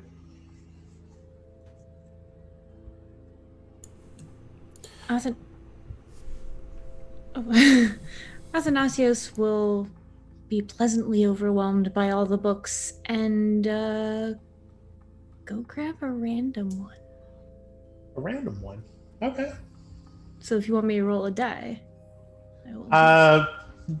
What would draw Athanasios' attention? Like, what about a book would draw their attention?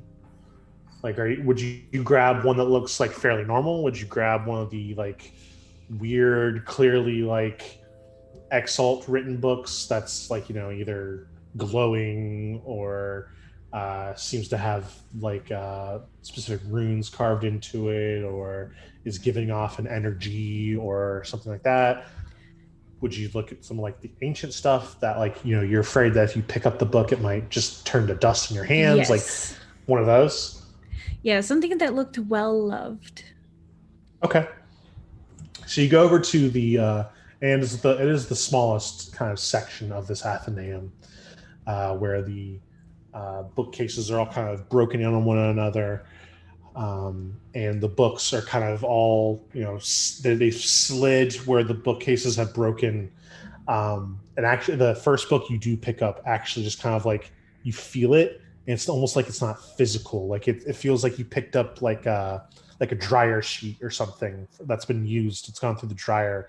That's how soft and just weak it is. And you actually like where you knew these were fragile, and you go like even as gentle, as careful as you pick it up, it actually dents the book. And you try to like flip the first page, but it's all the pages have sealed together as one. And so you know that even if you tried to slip one page separate, you would just destroy the entire tome. So you just kind of put that one back. And the second one you pick up, very carefully move the lid. This one, it was leather bound, and the leather just completely just like cracked and decomposing at this point. You just kind of carefully slide the leather cover back, and each page is just, even as careful as you do, there's a slight rip you give on the first page you turn. You're looking through it, and this is clearly some of the first musings, some of the first writings of some of the first exalts ever. It talks about just the war against the Titans. It talks about the exalts gaining their power from the gods in the first place, what it felt like to gain that gift, what it felt like to become an exalt. It's like the first exalts. It's very flowery and more showy. It doesn't give so much knowledge as it does an experience. But you know that if you were hoping to learn about the last epoch, this section would potentially hold something about it.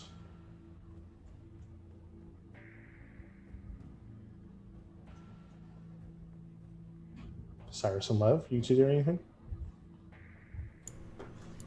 Is there an index? Doesn't really seem like there is. A card catalog.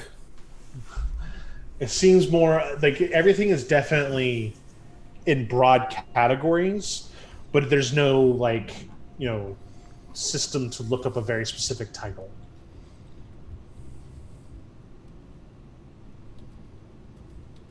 Okay. Well, Cyrus is going to just look for, because, since there's no Dewey Decimal, just look for the best, like, most face person in history. Like, if there's a book on them or by them, for how well they were able to talk, how well they were able to con people. I'm basically just looking into the second best guy. Totally second best, not me, obviously. I want to see what the other people do. Okay. So you assume that someone of your group, someone of the lunar persuasion, would probably be one of the best talkers, just like you. So you look for works done by lunar exalts. You find a small section of what appear to be personal journals, and you start reading through them. And it talks about this person who remains nameless. They don't even name themselves, but they talk about the greatest deeds they've ever done. And of course, you can tell immediately this is the same way you lie to yourself at night to make yourself feel good. They talk about I curing. never lie to myself. I'm just that great. They were the one that found the cure for the great disease of the I think it was the Second Age. They were the ones that tipped off the other exalts about the wild attacking. They were the ones who summoned who brought together the dragon blooded to be one great nation. They were the ones that did any great historical deed. They were the ones that put it in motion or introduced someone to someone else at the appropriate time, or whatever it may have been. And they take charge for all that. They talk about how at every turn someone was against them, or they had to persuade hundreds upon hundreds of people. They talked to crowds of thousands, and they all bowed and swayed and fell to his whim and his word. And you're like, this guy's almost as good a liar as I am. At least to himself. Never gonna beat me. But it does give you the idea that I should write my own books. Avash, write this down. But Avash, I do don't the thing. have big enough hands for a pencil. Lev, do anything? Yes, I am looking for the martial arts treatises. Okay. I want to find all the manuals on how to break bones better. And just like Data from Star Trek, whenever he's pulling up information, you just grab, you literally just get to the first book that remotely talks about martial arts. You just and you just do the thing where you thumb all the pages at once. Yes. Done. Put it to the side. Done. Put it to the side. You just keep doing that over and over again. And you find most of these are just yes, I am aware of how to break this bone in this manner. Yes, I'm aware of how to apply this pressure point in this situation. Yes, I'm aware of that scissor hold technique. And you just kind of go through almost 100 books, and most of them you're just oh, this is a complete waste. I know the proper application of doing all these techniques, but you find one that gives you inspiring way. In this inspiring way, but you find one that you did not apply this much leverage before. And you find one that details a unique application of leverage, but one you're not used to, an application of social leverage, a way to use your words and inspire others, as well as get the crowd to cheer your name a little bit better. Oh, this is interesting. And yeah, you may permanently add 1 die to all your social rolls now. Dope. 1 die. as you all have kind of split up, just not like it's not like you're all on opposite sides of this giant building and very far apart from one another. But you've naturally kind of drifted as each of you followed your own interests. You all separately kind of notice that there are watchers in the shadows that seem to be observing all your moves. Not necessarily threateningly, but they all just kind of they all do that thing where they're holding a book, but they're very obviously watching each of you as opposed to reading it.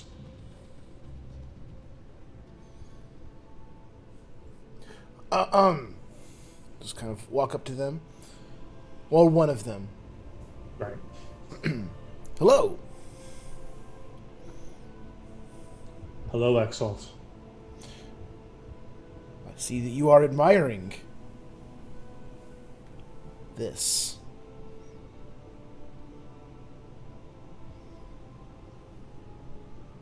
Is there any particular reason why you are admiring so closely? Is there anything that we can help you with, or that you're concerned about? Wouldn't want you to be concerned. But The Queen of Fangs has asked that we keep an eye on you. And so we shall. I see. What else did she say about us? They just continue to stare blankly at you. Okay, all right. Hold on. I just go up to one of them and stare, like get uncomfortably close and stare at him and just stop breathing. And all other things that I don't have to do because I can be undead when I want to be. And just. So they're definitely unnerved by that, but they still kind of do that thing they turn their head a little bit, but they're still looking at you. So I want to. Don't look at her. Don't look at her. Look at me. I went up to a different one. Oh, okay. Sorry. Yeah, there were multiple guys. Okay, Yeah. okay. I just want to. Hold on. Wait 1 second. Okay, hold on. Okay, read. Okay. So, perhaps you just haven't quite taken this all in yet, and you're not quite sure of exactly what it is that awaits you. And I want to try to use my presence and fortitude to just overwhelm him with me, to at least make him more open. I'm just trying to get him to open up. What's our thought here in this city? What is it that people think we're here to do? Sure. Not intimidating, but just be wow, this guy's overwhelmingly there. Sure. All right. So my presence is 5. My fortitude is 3, and you said I get a +1 die to all my social rolls? Right. Now, having read this book.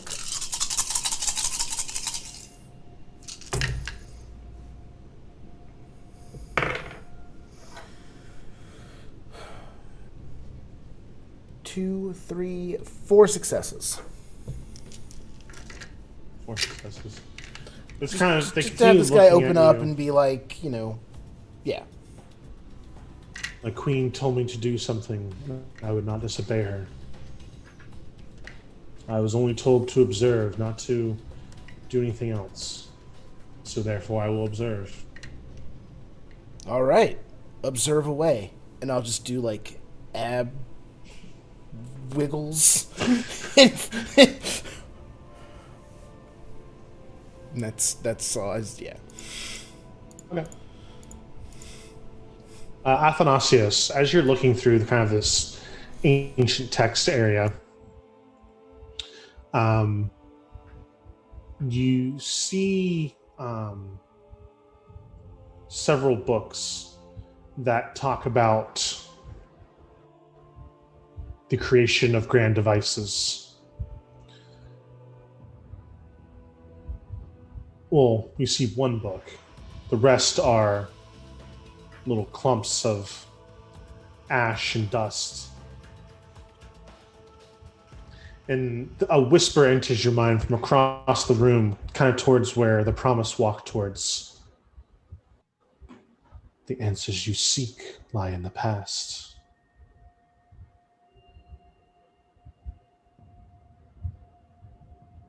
Yes. Yes, they do.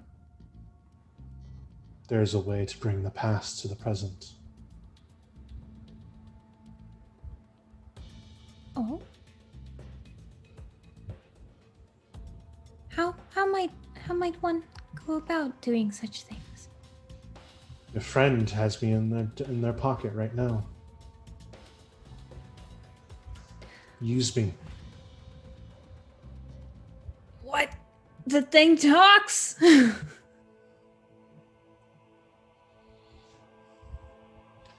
promise. You feel once again just kind of like, ugh. It's gotten like heavier again. Now it feels like, like 3 or 4 bricks in that little pouch, which is way heavier than a pocket watch should be.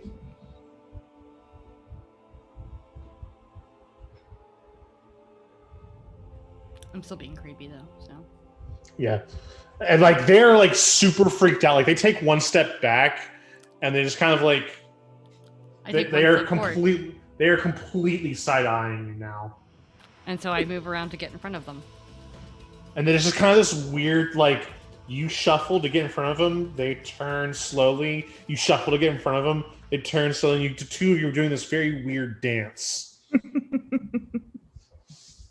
That's when Athanasius, if you would like to, you can walk up to the two of them doing this. Should I do the weird eye thing? Never done it on stream before. Anybody? Weird eye thing? Should I do it? I'm for it. Sure. I'm for it. Hard to do. I had lazy eye when I was a kid. That's fantastic. Look, kids, if you have a lazy eye when you're a kid, look at the cool tricks you can do with it now. It freaks out my boyfriend. Anyway, yeah, it. I'm like doing that at the guy now. They are even more, like, if it's possible, they are even more freaked out. The promise. I believe. Well, I can see that.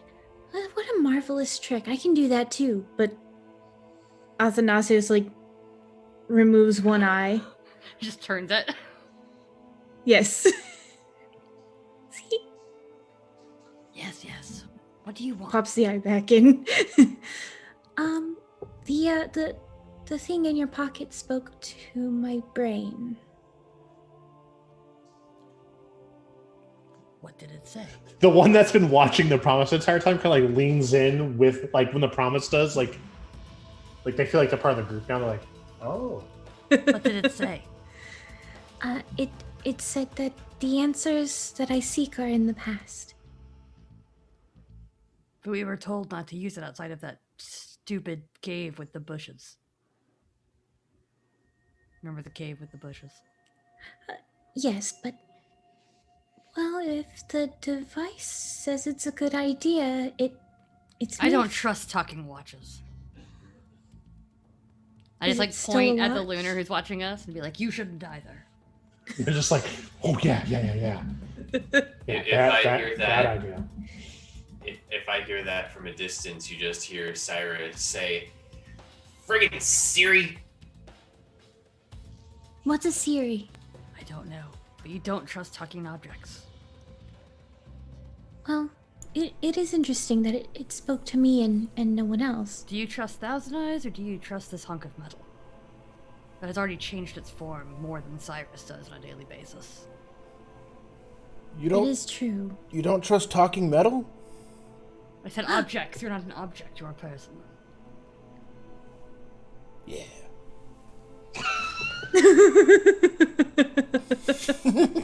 Well, your reaction to being called a person is, yeah. Shut up, baby. I know it. Oh my gosh. My Hearthstone does not talk to me, and that's why I trust it. If it started talking to me, I would cast it into a fiery pit.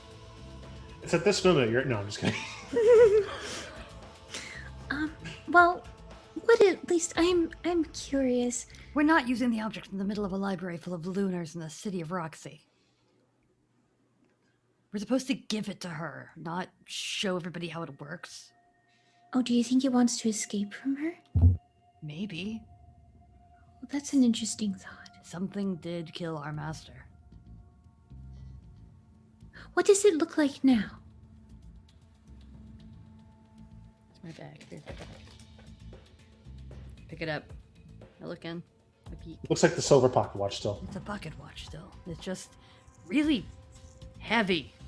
And as you like look in on it, like it gets so heavy again, like you almost drop it. You're just like, oh, and it's like an effort now to like hold it. Lev, can you hold this? Can you put it in one of your compartments? Yes, please. Hand it. Open a compartment and I'll put it in. I don't want Athanasios to touch it. Oh no, I won't. I assume It's- from it's its behavior it's very trying to heavy. escape. I'll flex my abs and my midsection compartment opens. I'll place the thing inside of Lev. She's just like, I like to oh imagine it's god, like the this left is breast so pocket. heavy. Yeah, but Lev can handle it, I'm assuming. He's made of soul. Oh, yeah. That, She's just like, that way it ticks like a heart. Yeah. Also, there is now a pit in your stomach. as the promise is putting the pouch in Lev, Athanasius, you hear again. I can show you. I can teach you how to use me. Shining, shimmering splendor. Thank you, I was thinking it. Excuse me, Pocket Watch, but I don't trust you right now. All right. Don't become a staff or anything long and pointy while you're inside our friend. Wait, what? Stay. Escape is not my goal. What is your goal then? Oh, sorry. That's Athanasios here again, not me. Escape is not my goal. Knowledge is. But Surely you can respect that. Don't call me Shirley.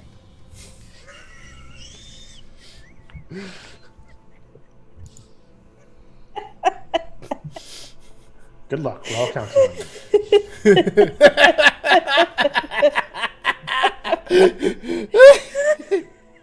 Don't call me Shirley. Oh my god. but what would you do with knowledge? You're a device. And by this time, Athanasios is kind of like leaning against Lev, Sure. listening to this thing. It is not what I would do with knowledge, but what you and your friends would do with knowledge. Which knowledge is this? The knowledge of what I really am. But what are you really? Are you still talking to the watch, Athanasios? Either can that only- or Lev ate something that doesn't agree with him. Them, but yes. Them. Oh shit.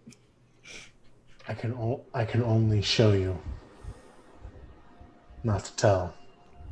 To use words would not do it justice. Nor would you believe me. Try me. So, I'm a little uncomfortable just standing here with my hatch open. So, let's either talk to this thing or, I'm gonna close it in Also, now. none of us can hear it, so if I were Yeah. you, I would Yeah. just close it. It's just Athanasios talking Well, to this it, is and like, they're I'm already assuming leaned in real talking, weird. so I'm just like, Yeah, I you don't see, know, kind of just like, yeah, I don't know what's going on, but, Cyrus will pop up as Athanasios is talking to Lev's chest. Okay. You guys read some weird books, didn't you? Books it- make you do weird things like that. Cyrus. You know what we should do? What? We should put Mavash also into Lev's compartment so that he can keep an eye on the pocket watch and tell us if it starts doing anything weird. Like glowing or embiggening. Last time I left Mavash with a... Well, it wasn't a pocket watch. It was a smartwatch, and it was really dumb after that. I don't know what you're talking about. I don't know what a smartwatch is. But you should probably, if you don't want to let Mavash in there, then you should go in there. Also, if this watch is talking to Athanasios, I'd rather it be dumber. Wait, what did it say? It said... What? hold on. Why are we putting living things in my pocket? a test. I keep Bring it- you and your friends and me over to the section of ancient tomes. Come on, let's go to the ancient tomes. Okay, we're at the ancient tomes. Now what? This way. Yeah, okay. We go. So you get over to the. Does like the our ones- like lunar friend that joined me? Is he coming with us now? Is he like our friend Yeah. now? So so all the ones that have been watching you are now kind of like they all move throughout the Athenaeum. They're and invested. Are watching. And as you all kind of converge on this section library, you actually see several more on the floors above, and it's kind of like there's several floors. In each floor, there seems to be 3 or 4 exalts that kind of move and just stand on the edge and stare down at all of you to see what your next moves are. Athanasius, you've drawn far too much attention. So is anybody else thinking that this thing might just be Malthius talking through a pocket watch? Perhaps. You think our teacher would give us Malphaeus in a pocket watch? Well, disappeared around the same time, and now it's talking to us about going into the past and doing things that it said that they're not supposed to do. You know that Malpheus is literally hell. Yeah, but also a demon. Oh. It's both.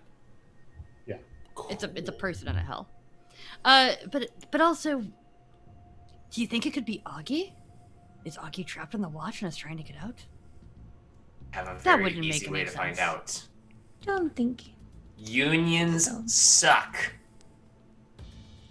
Lev, the bit of weight that the promise had put in you seems to lessen. It no longer is as heavy as it was before. Okay.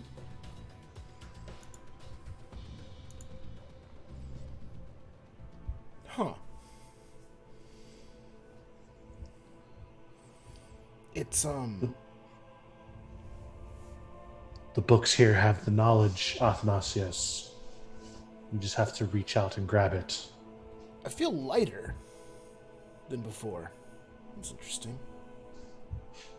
Athanasius You'll have will all your legs. reach for the books. Nothing happens. Huh. We're all just staring at Athanasius now, like all of us just like form like a little circle around them, and we're like, Essentially, yeah.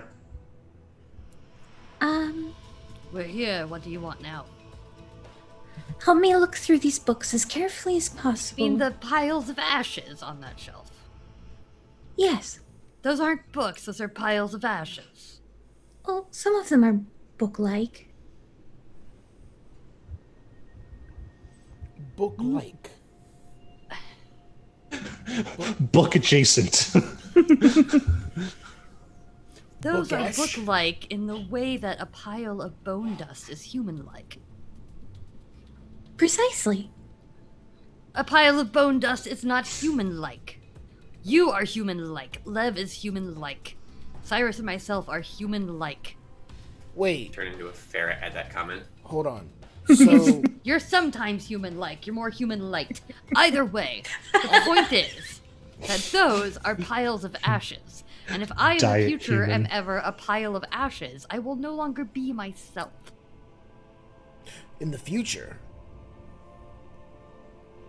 Past. we're in the future now from when the books were a thing that were more book than they are book now. Have you just now figured this out? It wants us to go back in time to be able to I read don't the books. care what it wants. It doesn't want anything. It's a pocket watch. If it doesn't want, then why does it tell me what it wants? Because it wants, well, it doesn't want anything, I guess. Because it's trying to trick you. But why would it want to trick me? It doesn't want to do anything. It's laid a curse on it. I say we give it to the Queen of Fangs and be well rid of it. Well, yes, but I wish to find out what it is and why it is. We know what it is. Our master told us what it was. What if he was lying? Why would he lie? Why does he make us fight training dummies? That is a good question. You're much better than that. Wear me.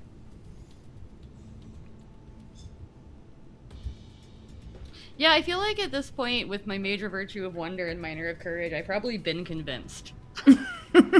Because I am also a big seeker of knowledge. I was like trying to do the right thing for a minute because I'm at a best aligned never do the right thing. But now I feel like I've probably been convinced. So, Lev, open up, and I knock on your abs. Oh, I just closed it. It's, fine. Excellent. And I reach back and take out the pouch. If you It's, run your hands down it, does it make an actual washboard sound? Yeah. Yes. You take it out of the pouch. It is no longer the silver pocket watch. It is now a clamp-on bracelet, like a bangles kind of style. Can we get 2 wrists in here, or at least our fingers like we did before? Okay, can we all do like a pinky? No, it looks like it's designed to be worn by one person. Right, but it's like a bracelet. So we could all take like 2 fingers and put them inside. So we're doing with that. You could do that. You could try to do that if you want. Okay.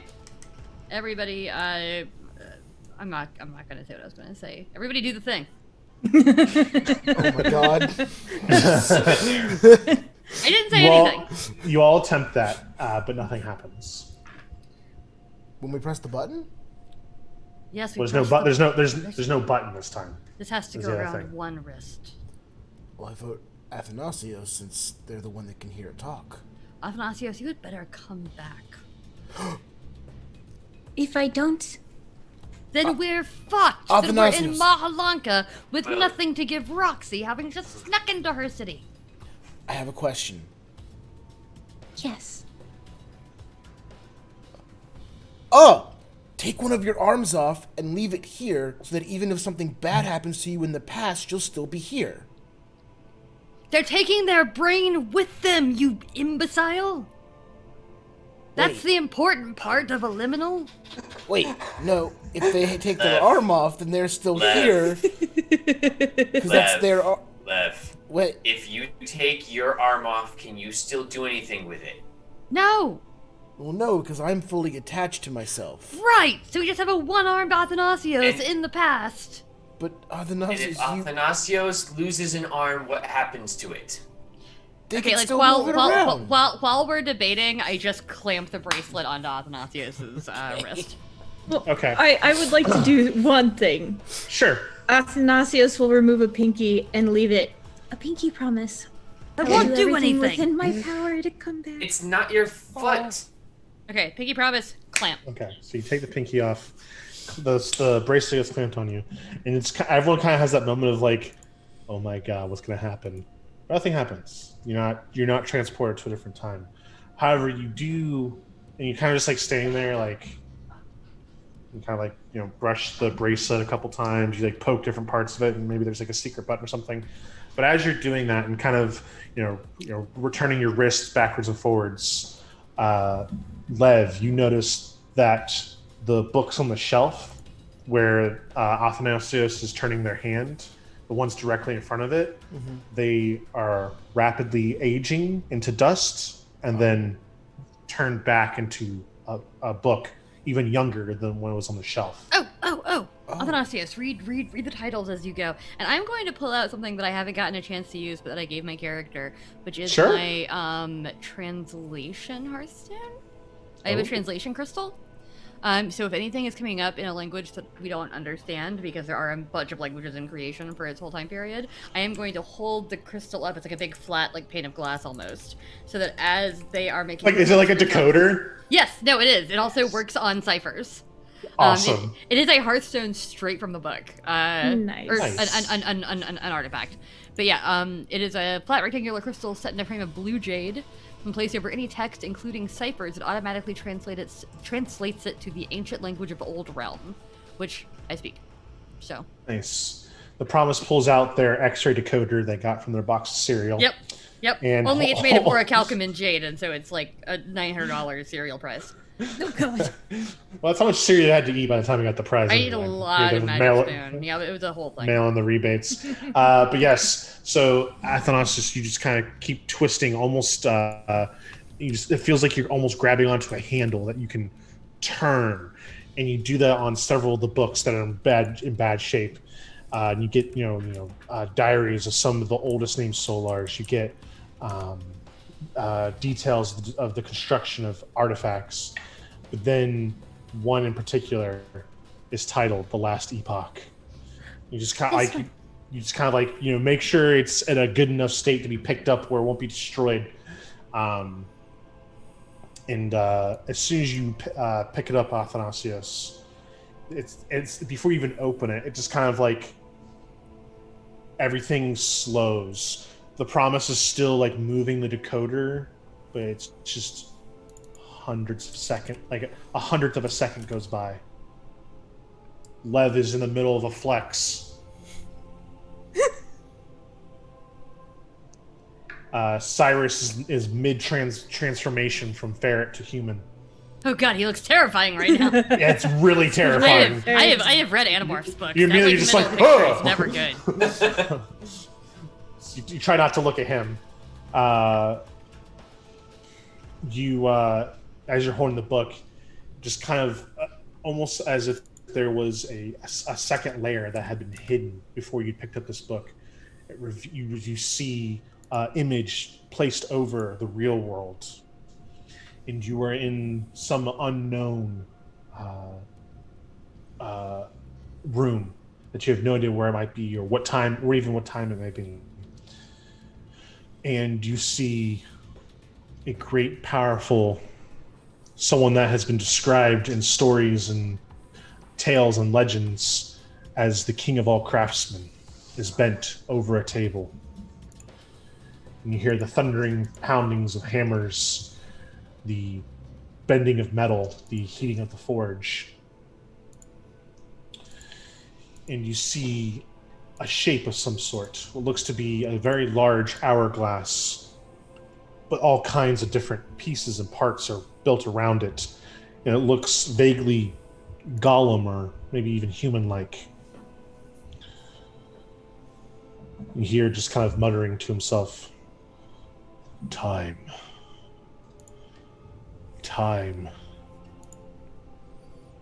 The Titans thought they could exist outside of it. This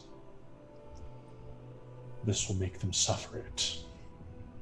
And with one kind of last hammer blow, the device it was working on kind of stands up, sits up on the bench it had been on, and just cocks its head and looks at the large being in the same voice that had been in your head. Hello. What is my purpose? And you're kind of flashed back out of this vision. The image that was on top of images goes away. Everything is still slow. All your friends still moving in very slow motion. But the bracelet that's on your arm pops off onto the floor with a clanging sound in real time. And you see it morph into the necklace that had been before, into the rod it had been before, into the pocket watch it had been before, until finally it morphs into that figure you saw in the vision you just witnessed. The large hourglass surrounded by what looked to be chest plates and armor, what roughly seemed to be legs and arms. And as it finishes transforming, time speeds back up with it. All your friends moving at the normal pace. All of you, it seems like Athanasios picked up the book, and now suddenly before you is this figure. It looks up at you, Athanasios. Hello. Hello. Thank You're very you for much- trusting me. Oh, you're welcome. And it looks at the rest of you. I am the first alchemical in the last epoch.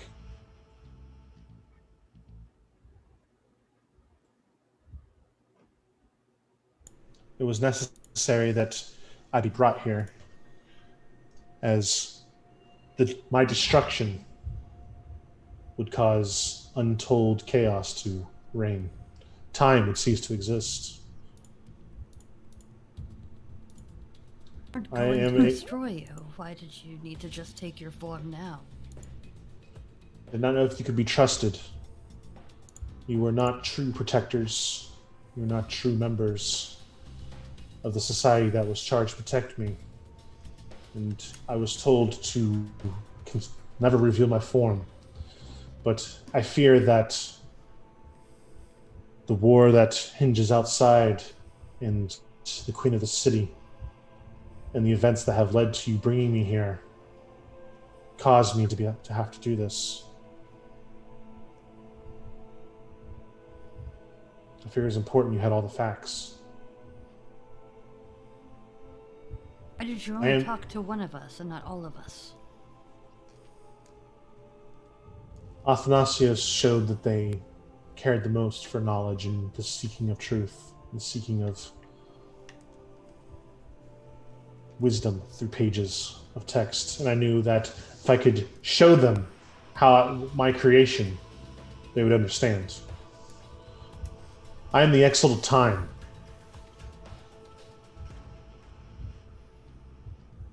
There are none like me, none that will come after me, none that came before me.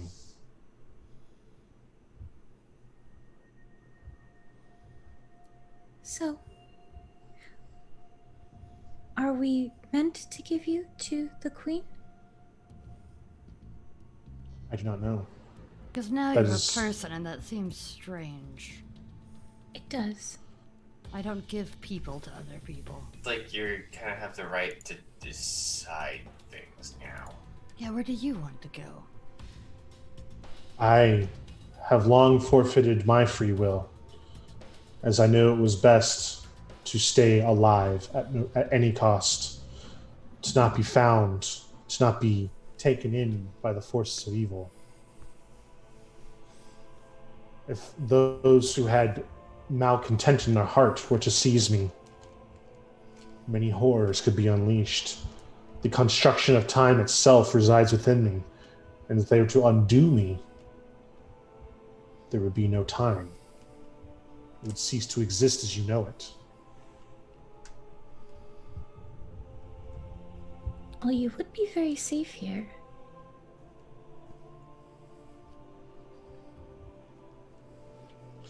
You all noticed that the lunars that had been... It wouldn't be that safe here. It's Mahalanka and there's an army outside. You all noticed that the lunars that had been observing you from all the different floors and the ones that had been on the same floor as you looking at you, they're the ones that are on the same floor as you kind of pressing closer, and you see there are actually some descending stairs and coming over to your group now. We've got to make a decision So, quick. this would be a choice time for you. By the way, you never actually told us your name. I am the last epoch. That is my name. Cool. Much like I am the thrice forsaken Well, widow. the last epoch. I won't say the rest of it. Depending on what you want to do, if you can stop time whenever you want, then doesn't it mean you can just escape anywhere? That is not how my gift works. I do not stop time, or I can only use it in small bursts. I can only use it in small situations like the changing of time that affected those books, or transporting you to a different time when you were in the temple. I have other abilities that exist, but it is not up to me, nor could I even potentially try to stop the continuous flow of time. If I were to pause time for the world, that would be against what I was built to do. So, what do you want to do? Do we take you to Roxy? Do we leave you here on your own recognizance? Do you want to come with us? What's... Oh, Roxy is I leave in your hands. I trust that you will do what is best. For if you are the students of the one known as Thousand Eyes, then I know he instilled upon you what he knew in his values, that you will make the best decision. And he looks directly at for others. He looks directly at you, Athanasius, as he says this, and he's just like, I trust that you will make the logical decision.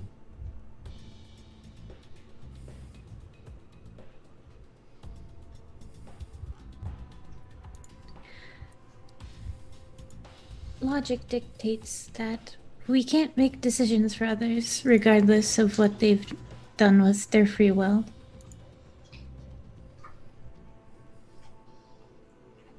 Because But I you're a asked you- person and you feel things.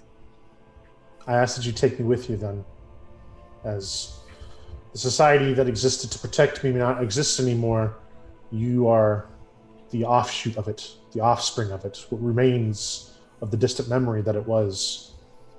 So I will stay with you. I must say, Athanasios, I don't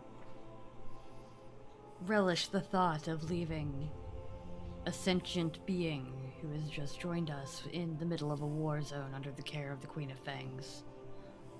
She, is not known for her mercy. I am worried she would try to abuse his power. And I, talk quietly enough that, the looters around us can't hear. I'm, being very, very Right, quiet. yeah, I assume you're not disrespecting their queen at full volume. Yeah, no. Then we do what they've asked. We stay with them and we rebuild the society that protects them. Then we need to go. Yes. It's the last epoch. Do you have any way of getting us out of here? Unseen? It kind of holds one of its arms out to you, Athanasios. If it is all right with you. Oh, absolutely. Don't And forget as your soon as- finger, Athanasios. Oh, right. My pinky promise. There you are. As you touch hands, he kind of melts and melds back into the bracelet, the bangle you were wearing earlier. And you just turn towards the lunars that are coming towards you, and you just reverse them. And they start walking backwards up the stairs and further away from all of you, with enough room that you all are able to slip back out of the Athenaeum. And back take to into the my s- committed mode of shadows. Yes. Yeah. The promise immediately cloaks you all in shadow. You're able to slip outside of the city and decide. Before we do that, I'm going to drop off the One of your hair fake guys. fake guys. I'm going to make fake guys for all of us so that we look like we're all still where we were for at least a few moments before they actually come closer. Nice. Awesome. Okay. So, yes, so the remnant shadow beings are left behind. You all slip into the shadows, disappear. You are able to, secret your way out of the city and decide that the best course of action would be to reform the wheel that turns amongst the sand, the group that would protect the last epoch. Yes. All of you are able to successfully leave the city, move far, far away from Mahalanka. From here, our story, our movie, pans out. It goes back into the center of the army that has surrounded Mahalanka. In it, a large, winged, leathery-skinned demon stands amongst its troops. And it confers with Roxy, the Lunar Queen of Fangs. How is it possible? How is it possible that you had them in this city with the device and lost them? I'm sorry, but they cannot go far. They are within the reach of my city, within the reach of my soldiers, within the reach of your soldiers, within the combined might of the Abyss and Mahalanka. They will not escape. The last epoch will belong to us. You better find them. For if you don't, you will have literal hell to pay. And that's where I'll leave our heroes and our story. They have successfully dodged and are able to escape with and rescue the last epoch. But there are those who would still hunt it down and are exalts. For controlling of time itself would make one all-powerful. That was a fun prequel movie, and now I want to play the other trilogy. Yeah. That was really exactly. good. Thank you. But yes, it has been a super pleasure telling the story to you listeners. We hope you enjoyed what you saw and heard as much as we enjoyed performing it for you. So let's hear from our players again. Your name, handle, character, and where people can find you. Hi, I'm Dixie Cocker and Dixie Cyanide. My pronouns are she, her. I am super excited to report that we've hit another stretch goal during our actual play. We just added a section to the Exalted Essence job, Companion viewers. for sorcery and necromancy, which, as you might know, the Promise is a fan of. And so that was really, like, I've been watching it fluctuate for the past, like, hour, where it's been, like, $200 to go, $3 to go, $150 to go, That's so $25 awesome. to go, and I'm like, can you please hit $315? And we did, so that's super exciting. That's amazing. So yeah, love hitting stretch goals while we're on stream. That's really fun. So thank you, everybody who's watching. I've been playing. I have to look at my name on my sheet to remember my entire name because there's too much of it.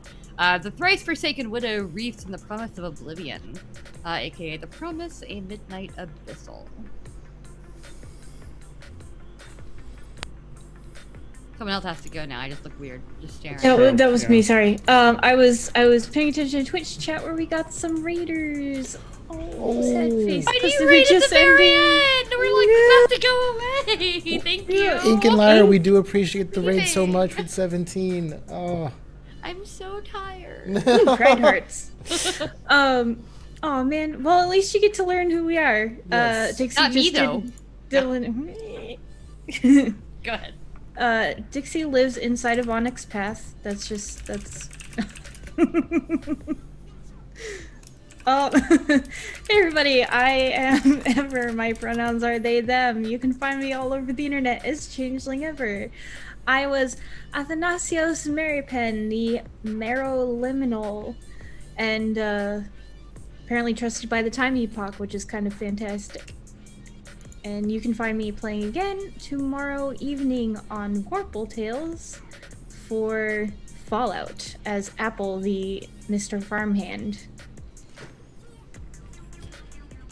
Hello, everybody. I am Steve, pronouns he, him. Tonight I played Inspiring Application of Technique and Leverage, otherwise known as LEV.